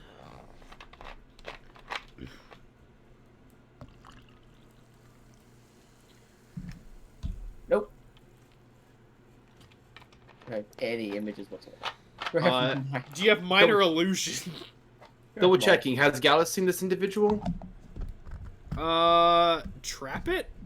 Oh, I mean, Oh, because trap the person leading the charge is Trap it and the Huntsman. The Huntsman, none of y'all have had physical contact with, but Merrick and Or were you Rando have had referring to physical the contact giant? with Trap it. Yeah. okay. Gallus hasn't, so he has silent image, but he can't use it here. I will allow for some flavor text just for the sake of this. Rando does have a lot of Earth developed capabilities because of their unique attunement to the Earth elemental plane. If you wanted to make like a statuette of Trappet, you could make such with mold. Oh Earth. wait, I have I'll- alter self. I have alter self. That'll work. That will also work. You could either do Ultra Self or you could do Mold Earth. Because I'll allow for some artistic liberty in the Mold Earth flavor text. Sure, do the boulder. It won't cost us anything. Cantrips away. Rando, could you Uh-huh. turn back into you? Sure. Well, I mean, he never turned. I mean, I thought it was hold on, flying. hold on, hold on. Did Rando cast fly, or did you wild shape into a creature? I just wild shaped. Okay, yeah, you're gonna need to wild shape back because you can't cast if you're wild shaped. Well, I'm gonna land first, and then I'll do that. Okay, That's why I didn't alter self. Turning into trap it would mean I lose my wings. yeah, just immediately drops 20 feet. Well, couldn't you turn to Trapit with wings? Technically, yes. Technically, yes, but it wouldn't be an accurate artistic representation. Wait, what did I miss? Why are they turning into Trap It? To let the just- storm giant know who's coming up against them. Ah, okay. So I had yeah, this as you for unwild shape and you mold Earth into the shape of Trappet, the storm giant chieftain leans down and looks over your statue and just goes, So this is the individual that will be appraising our defenses. Can't say I'm impressed.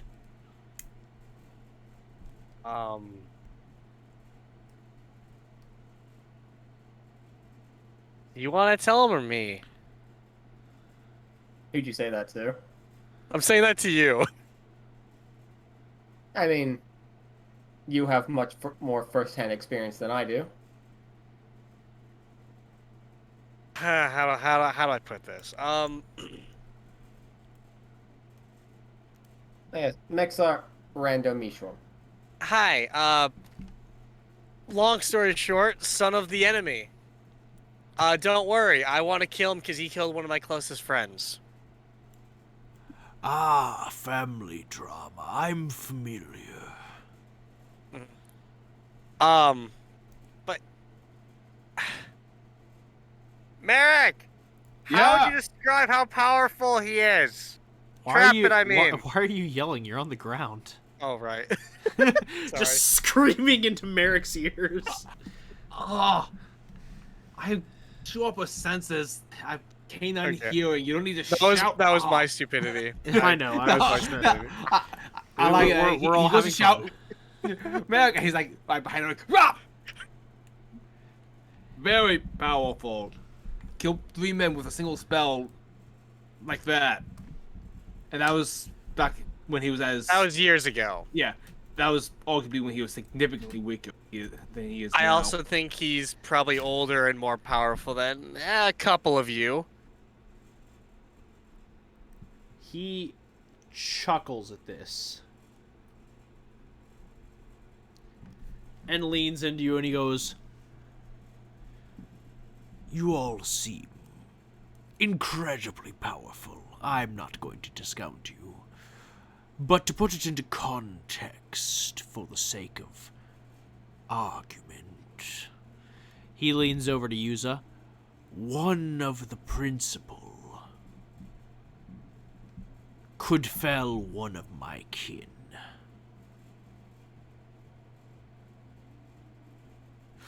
Your individual could perhaps fell one of my kin as well, indeed. However, against the full might of the storm giant clans. They would be severely outmatched. Is that pride worth risking the city for? He leans into you and goes, "'Tis not pride I speak from, but experience."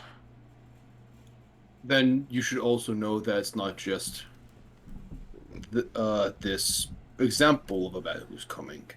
He comes with one who calls himself the Huntsman. I am not familiar with this huntsman, but I am speaking as a tactician and general. I understand that, and I'm letting you know for strategic and tactical purposes. My sources claim that the Huntsman is one of our enemy's stronger allies. For you, that is just for you to consider. He is like, "I understand. I was not factoring out the possibility of your strength. I was stating a observation. If, let us say," as he gestures out to the Grey Wall, "an army of 10,000 march through the Grey Wall, the Hurricane alone will claim a fifth of their army. If they're able to make it into the city, there are the underground reservoirs from which our people can retreat and house themselves among downtown. Then, the storm giants shall fight against their oppressors. Dropping the Grey Wall, of course, will allow us to bolster our strength. Each of us could take a multitude of their soldiers. And if you're Trappet and his huntsmen are as formidable as they say, well..." He gestures to himself. "I could stand against them both, but I may not survive. But I would stall them long enough for Xandard to turn them into crisp charcoal." Gallus nods now, understanding what he was getting at before he interrupted. Is he nodding? Is he nodding rapidly? No, just like, oh, okay, I see now. And just hypothetically, if they would find a way through the Grey Wall without taking harm, is there a way that they could dispel it? The machinations of our Grey Wall are intricate and known only to giant kin. There are only two ways to dispel it. For one of my kind to defect and join their cause, which is impossible, because if I caught wind of such a thing, I would execute the traitor myself. And the other would be to possess an artifact of great import to the storm giant lineage. Such a thing is 1 in 2 million. Okay. So you're saying there is an item? Because I was about to ask, Why would they be attacking now? There are 2 that could break the Grey Wall. And as for why they would be attacking now, I cannot say for certain. However, I know that the natural terrain of Cragseat makes travel difficult, so it could be that they are just now arriving at the Grey Wall, after all. The miasma makes it impossible to traverse the wastes alone. Allow me to ask you this, Chief. Do you have either of those 2 items? I have neither, because such a thing would inhibit the functionality of the Grey Wall if I kept it in proximity. Then we should assume the worst and assume they have both. I have factored Because for this. Trapped thinks ahead, and he... I just have a question, Walker. When we talked to Ziara about the King of High Rock, there was mention that he had like learned room techniques. And if I'm blanking on if it was dwarves or giants that he learned it It from. is. It is. The Rune Knight specifies that there are giant runes. Like basically, it is runish inscribed from giant techniques that allow the Rune Knight to function. So she implied that he had learned a technique from giants. Whether it was storm giants, it remains to be seen. But he had learned techniques from giants to make him more powerful. Okay. I just wanted to be remember if it was giants because I have a friend who flavor texted to dwarfs and I forgot which was the real one. So Gallus mentions this to the group, like we don't know if there's an actual connection there, but I just want to bring it to our attention just in case there's a connection. It sounds like the storm giants are pretty confident in defense. Like The chieftain kind of rubs his temples and just goes, "I will make this as simple as possible then, as we have been talking in circles and this benefits no one." He leans very close down and his eyes crackle with lightning as he is sufficiently frustrated with the direction of this conversation. He goes, "I am not a whelp who has been on the first battlefield of his life. I am a chieftain of years, hundreds of such, of which I have been apprised of assassination attempts, contracts against my life, and various assaults against my strongholds and keeps. I was not brought in by the principal for my hubris. I was brought in for my expertise. If I thought the Grey Wall could be breached, I would prepare for the eventuality. And if I had prepared for the eventuality, I would prepare for the minimal casualty of innocent civilian lives in my conquest against mine enemies.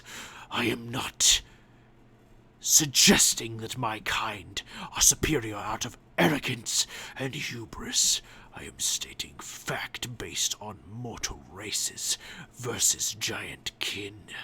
If they break my line, I shall stand until the last breath leaves my lungs. And even then I shall fight on." Gallus just sort of raises his hand. That was me who accused Pride. My apologies. Rescinded. As he turns to Yuza and just goes,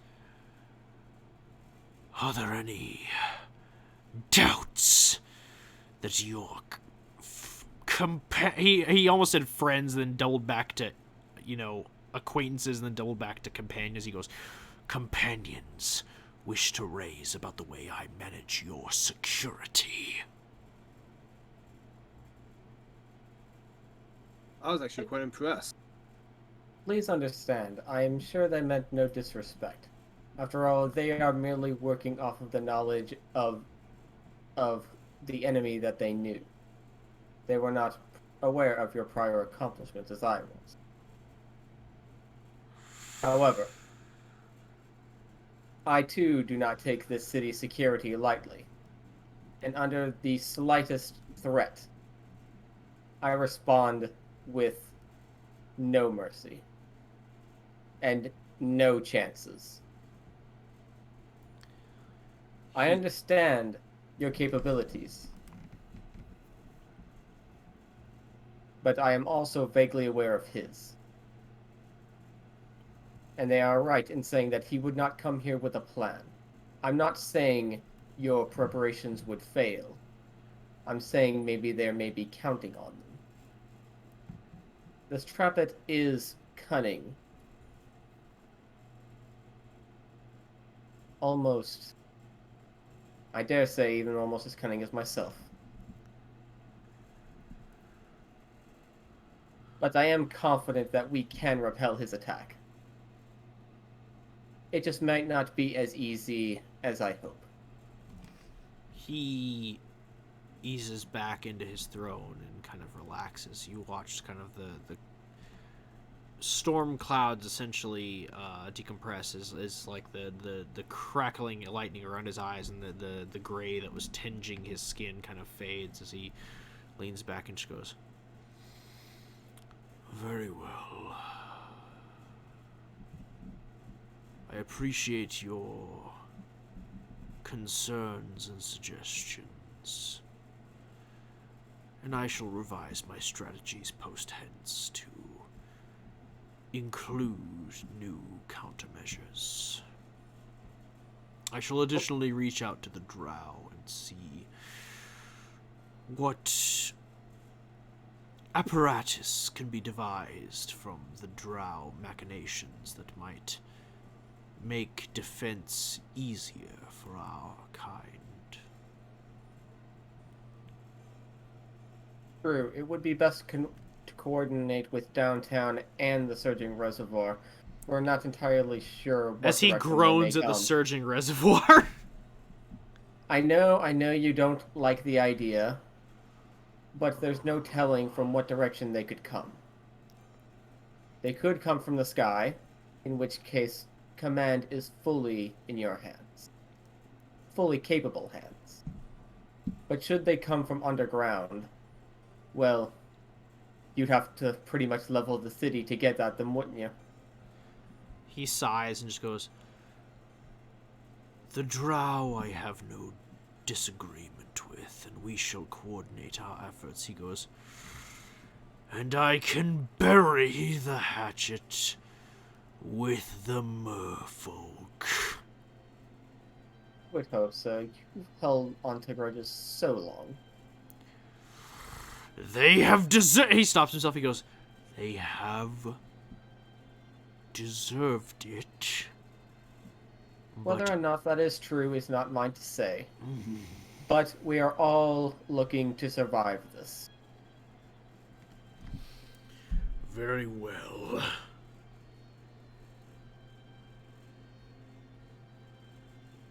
I thank you for your patience and your understanding.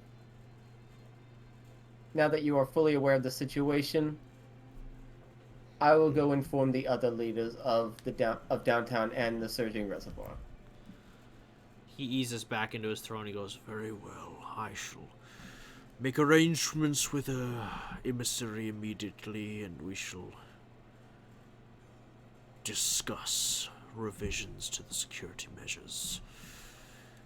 See that you speak with them, and they may be prepared for our arrival." Understood. Oh, and one more thing. Just pulls out a sending stone from her tower. A couple of them. Should any of you need to get in quick communication, or if any of you need to contact myself. They nod. "Very well. It shall be done." I know it's tiny. Try not to crush it. He laughs at this, and as his fingers touch it, he casts enlarge, and it fits his hand I perfectly. followed it.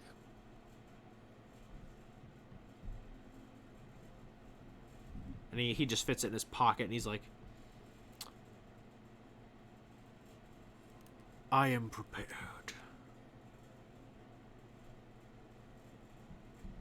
Good. I'm counting on it. I just turn to the others. Well then, should we get going? Would you like me to deploy some troops to Temptation? You're cutting out. I was asking if you want Merrick to deploy some troops via teleportation circle to help you out here, or would you think that that's a waste? Something. I would not recommend getting too close to the Grey Wall. Even someone of my size needs to keep a distance. Although any wizards that you employ that could learn the teleportation circle here, perhaps perhaps they do manage to break through, the keep could be a good way to get people out. Unfortunately, an evacuation of that size would take far too long. The city is massive, and the teleportation circle functions in short bursts, and even getting to it within the tower without Xiandun's help could be troublesome. The tower itself is not fully explored, and it has a tendency to shift its positions, its rooms, structures. Think like a Rubik's Cube Yeah. Oh shit. at its own will. It was designed for someone like myself to reach the top and claim the title of principal. No mere person could make their way to the top safely. So the only option left would be the balcony. And the undead evacuating citizens in that manner would not only take a significant amount of time, but remove him from the conflict and battle.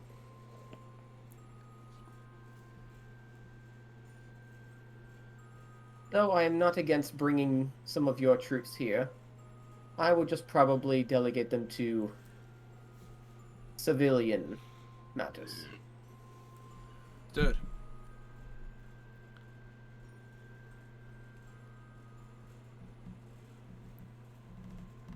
Well then, We let's can get going. work something out.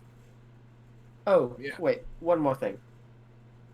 She casts fly on all four of you. Whoa. Okay, I'm kind of used to this, but feels weird in this form. I mean, I have wings. What fucking Peter Pan bullshit is this? Yes, Alice is but, upside down. It's like, help. yes, but it would take more than a minute to reach the ground. Merrick grabs Callus's leg and spins him. Thank you. No, I mean I'm just like you're now pinwheeling. Lord I'm not gonna lie, Commander, with that the is cutout, not that a was funnier. Lord Commander. That is not appropriate behavior, sir. No, I don't know my own strength. I just try to stop you. Okay. Cattle just reaches out with a wing and just kind of cushions him to slow him. Thank you. I got you, big guy. And just so you're all aware, you should see what lies beyond the Great Wall. Fly with me. She starts flying straight up. Merrick follows. And you'll see. As everyone follows Yuza, Gallus lag behind just for a moment to look at the giant and gives a deep bow and in giant says, I apologize for accusing you of pride. This is an enemy I have sought a long time, and I have grown overly hostile towards them as of late. I'm sorry if my demeanor gave you the wrong impression. I do respect your strength and your ability. He kind of chuckles at what you say and responds in giant. I am not unused to people doubting me. It is just amusing to come from one who masks their true intentions. Be sure that you are protective of the principle, or I will crush your head like you would pop a grape. Gallus gives a smile and nod. I would hold you to that. And he flies up and follows. As before you fly up and follows, he bows with deep honor. I reciprocate and fly up. I'm just gonna say to Yuza, wow, they are really protective of you. I mean, I founded the city, I recruited them, I gave them a safe haven to live. I can imagine Fair. so. Fair. Especially, Alice, did you make a... especially considering what lies stops flying beyond. Gallus, did you make a friend? I I think As so. long as belong the home. I'm gonna pause that right there before you say, Gallus, did you make a friend? As you stare forth beyond the gray wall,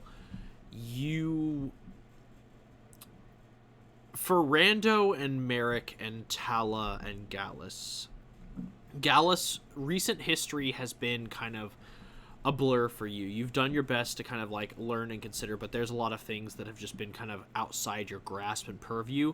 And for Merrick and Rando and Tala, the Fourth Age War is still fresh in your minds, but because you've all been confined to Volta, you haven't necessarily seen the overarching consequences outside your continent. Staring beyond the Grey Wall at the mass of Kragzeet, it begins to fully sink in the true horrors of this war. You stare forth at a desolate wasteland that has been absolutely destroyed and ravaged by the horrors of technological and magical warfare. Advancement far beyond the years of anything that anyone should be attempting.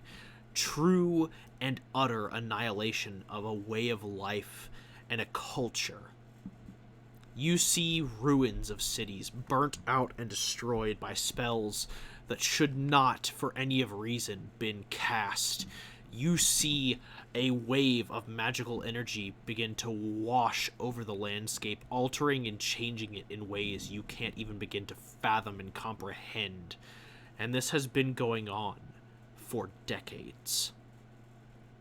You see off in the distance lakes and mountains that have been shaped and molded by the destructive capability of magical warfare and the aftermath of the radiation left behind. You are staring at a blasted wasteland beyond the walls of this city. And it is not just the Grey Wall that keeps this barrier at bay. You see ruined buildings outside the Grey Wall, the remnants of Yearion before. Beautiful, spiring, wonderful city that has been ruined and left to dust as a magical barrier prevents the outside radiation from seeping in and destroying this culture and way of life. But now you see as troops and individuals occupy these areas, all bearing the insignia of Eclipse, waiting with bated breath to invade and destroy this way of life. It now sinks in the full gravity of the Fourth Age War. Kragzeet was made the battlefield for 3 empires, and all that was left in their wake was desolation and the death of a way of life.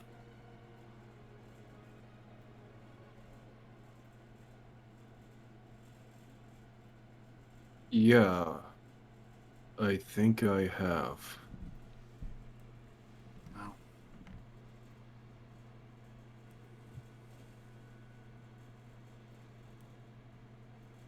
It looks like the Fourth Age War is still. You cut what? Kragzeet. It never ended. The opponent just changed to the land itself.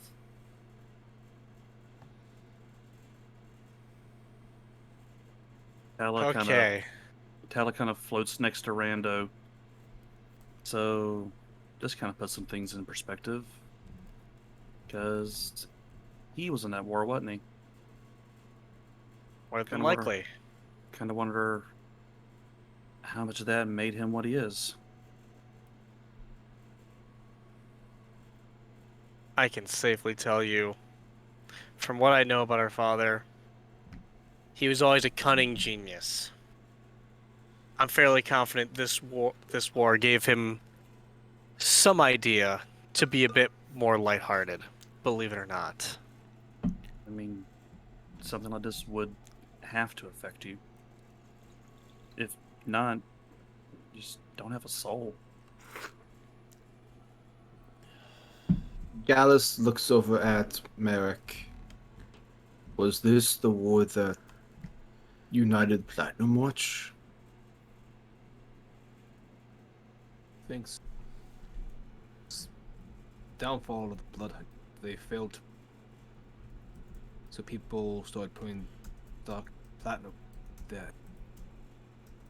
Walker, that's right. Is that correct that the Fourth Great War was the one that had Platinum Watch rise to power? Or am I thinking of something else? Platinum Watch rose to power in the wake of the Fourth Age War, but it was not out of a response to what happened. It was out of response to what could happen. Platinum Watch was Okay. formed because in the wake of a Fourth Age War, there was rumors of the Underdark massing an army to strike against the weakened empires of the land. And so Platinum Watch made a preemptive strike. The organization that would become Platinum Watch made a preemptive strike and subjugated the races of the Underdark, basically exploring and conquering about 80% of the Underdark beneath Volta, into what would become known as, I believe, Shadowreach. Let me go ahead and check the Kingdom's document that I have real quick before I go ahead and make assumptions. It would become Shadowbrook. As Shadowbrook essentially became the kingdom, the overarching name for the kingdom of the Underdark that Platinum Watch had conquered. Platinum Watch rose out of that subjugation, forged by 6 members of a inquisitory force that felt that the restrictions of the government military were too great, so they appealed to the Court of 24 for more power in dealing with extra legal threats. And so Platinum Watch was forged basically to seek out and stop threats before they became an issue for the Volta Empire. It basically became a private military force that only answered to the Court of 24 and the Emperor, so they could basically supersede the authority of any noble, with exception of the court.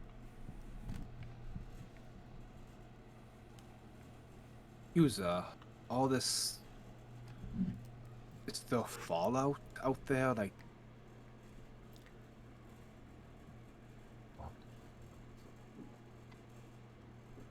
Walk you to like. If you shit can was imagine kinda it, like it's out there. Merc just sort of grips his holy symbol that he keeps next to his sword.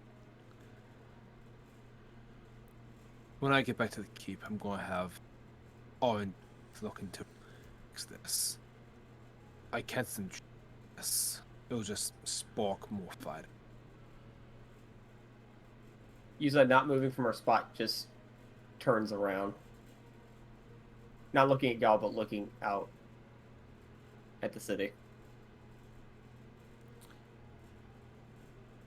Yuza, you stare at the bastion of what you've created, the one safe haven from the storm, and there's a little bit of hope and pride that wells within you, but also a little bit of sorrow, I guess, at the...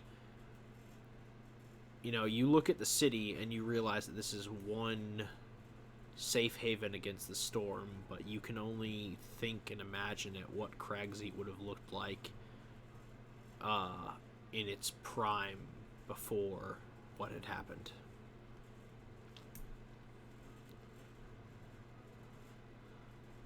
I will not let 6 years of work go down the drain like that. Not without dying first.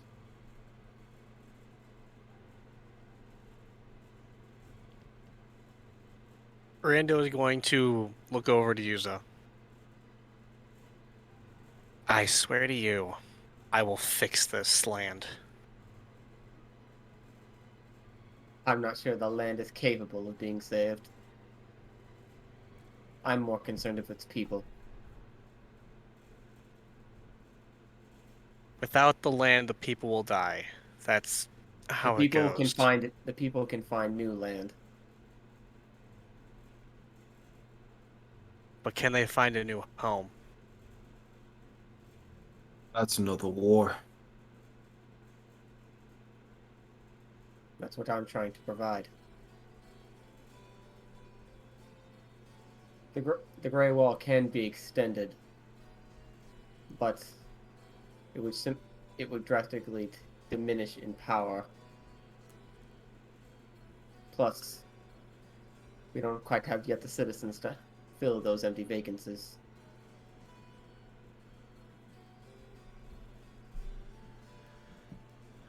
I brought who I could. The small remnants of the necromancers' town. But that was only a small handful. The other professors, do they have cities like this? Protected by the Grey Wall? I could only speak to the defenses of one city. And I tore it down. The others I have not visited. I'm a traitor now. Abjuration's gonna be a treat. Yes, it is. And it be turned.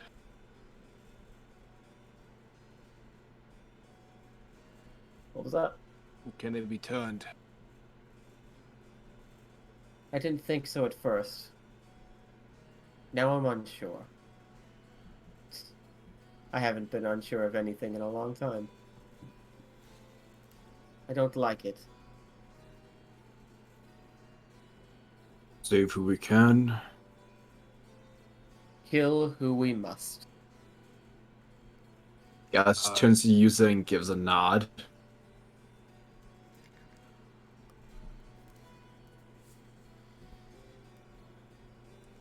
Merrick just thinks to himself about how after fighting for the Blood Hunters, then for Platinum Watch, after fighting one official war, how he felt tired of fighting that, and just looking at this, how in context now he just thinks that was a selfish loss.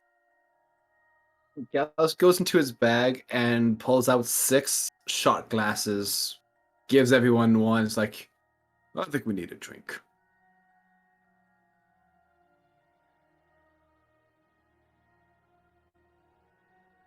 I don't actually have any whiskey, I just realized. Shit. I was about to say a drink of what? I have a decanter of water. Don't worry, I got you. As I pull out, my jug. yeah, don't you guys have alchemy jugs? Oh yeah, Yeah. I do.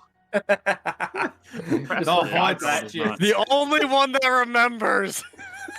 I got a Wait, I got soda. a decanter and an alchemy jug. God damn it, I'm an alchemist. So he was like, I have a decanter. I was looking at your icons, like, remembering all the shit we did in the valley. It's like, you have an alchemy jug.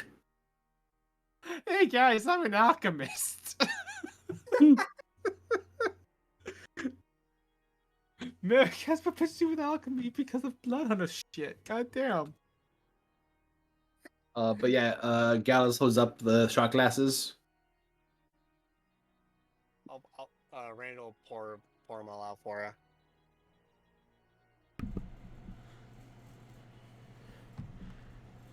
Gallus just Okay. swings it back. Not every Cheers. day you see our drink, looking over heaven and hell.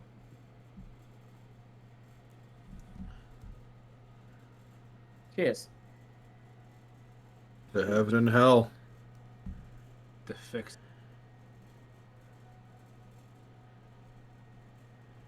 Well then, Beer. we should probably land soon. This flight only lasts about 10 minutes.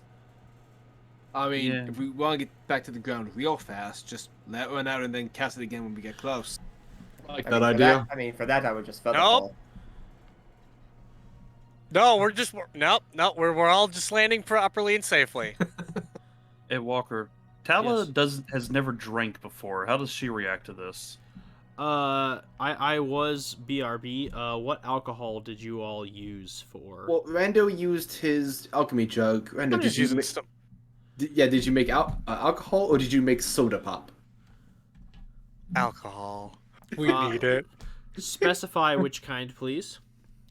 Probably some whiskey. I know it says they can make wine. Constitution lie, saving I throw, don't please, Tala. Yeah. By the way, in my home game, Tala became an alcoholic. Which Oh, is no. pretty funny. See, here's the thing What I have we find done? funny is normally summoned DMs interpret the divine protection, immunity to poison as immunity to being drunk. I prefer to think of it as an opportunity. I think of it as drunk resistance. Con save, that is a 14. For whiskey? Right on the money or right under the money? Yeah, you're feeling tipsy. You're not like drunk, but you definitely feeling a little buzz going on. How's that affect her flying? It's probably like not as kempt as it could be. Okay, we gotta get her outfit before the flying cops show up. Excuse me, I'm sir. Are you drunk, flying I under the see. influence? Guys, she's only 17. An FUI, I see. No, not really. No, God, no. She's 24, I think, in this version. Yeah.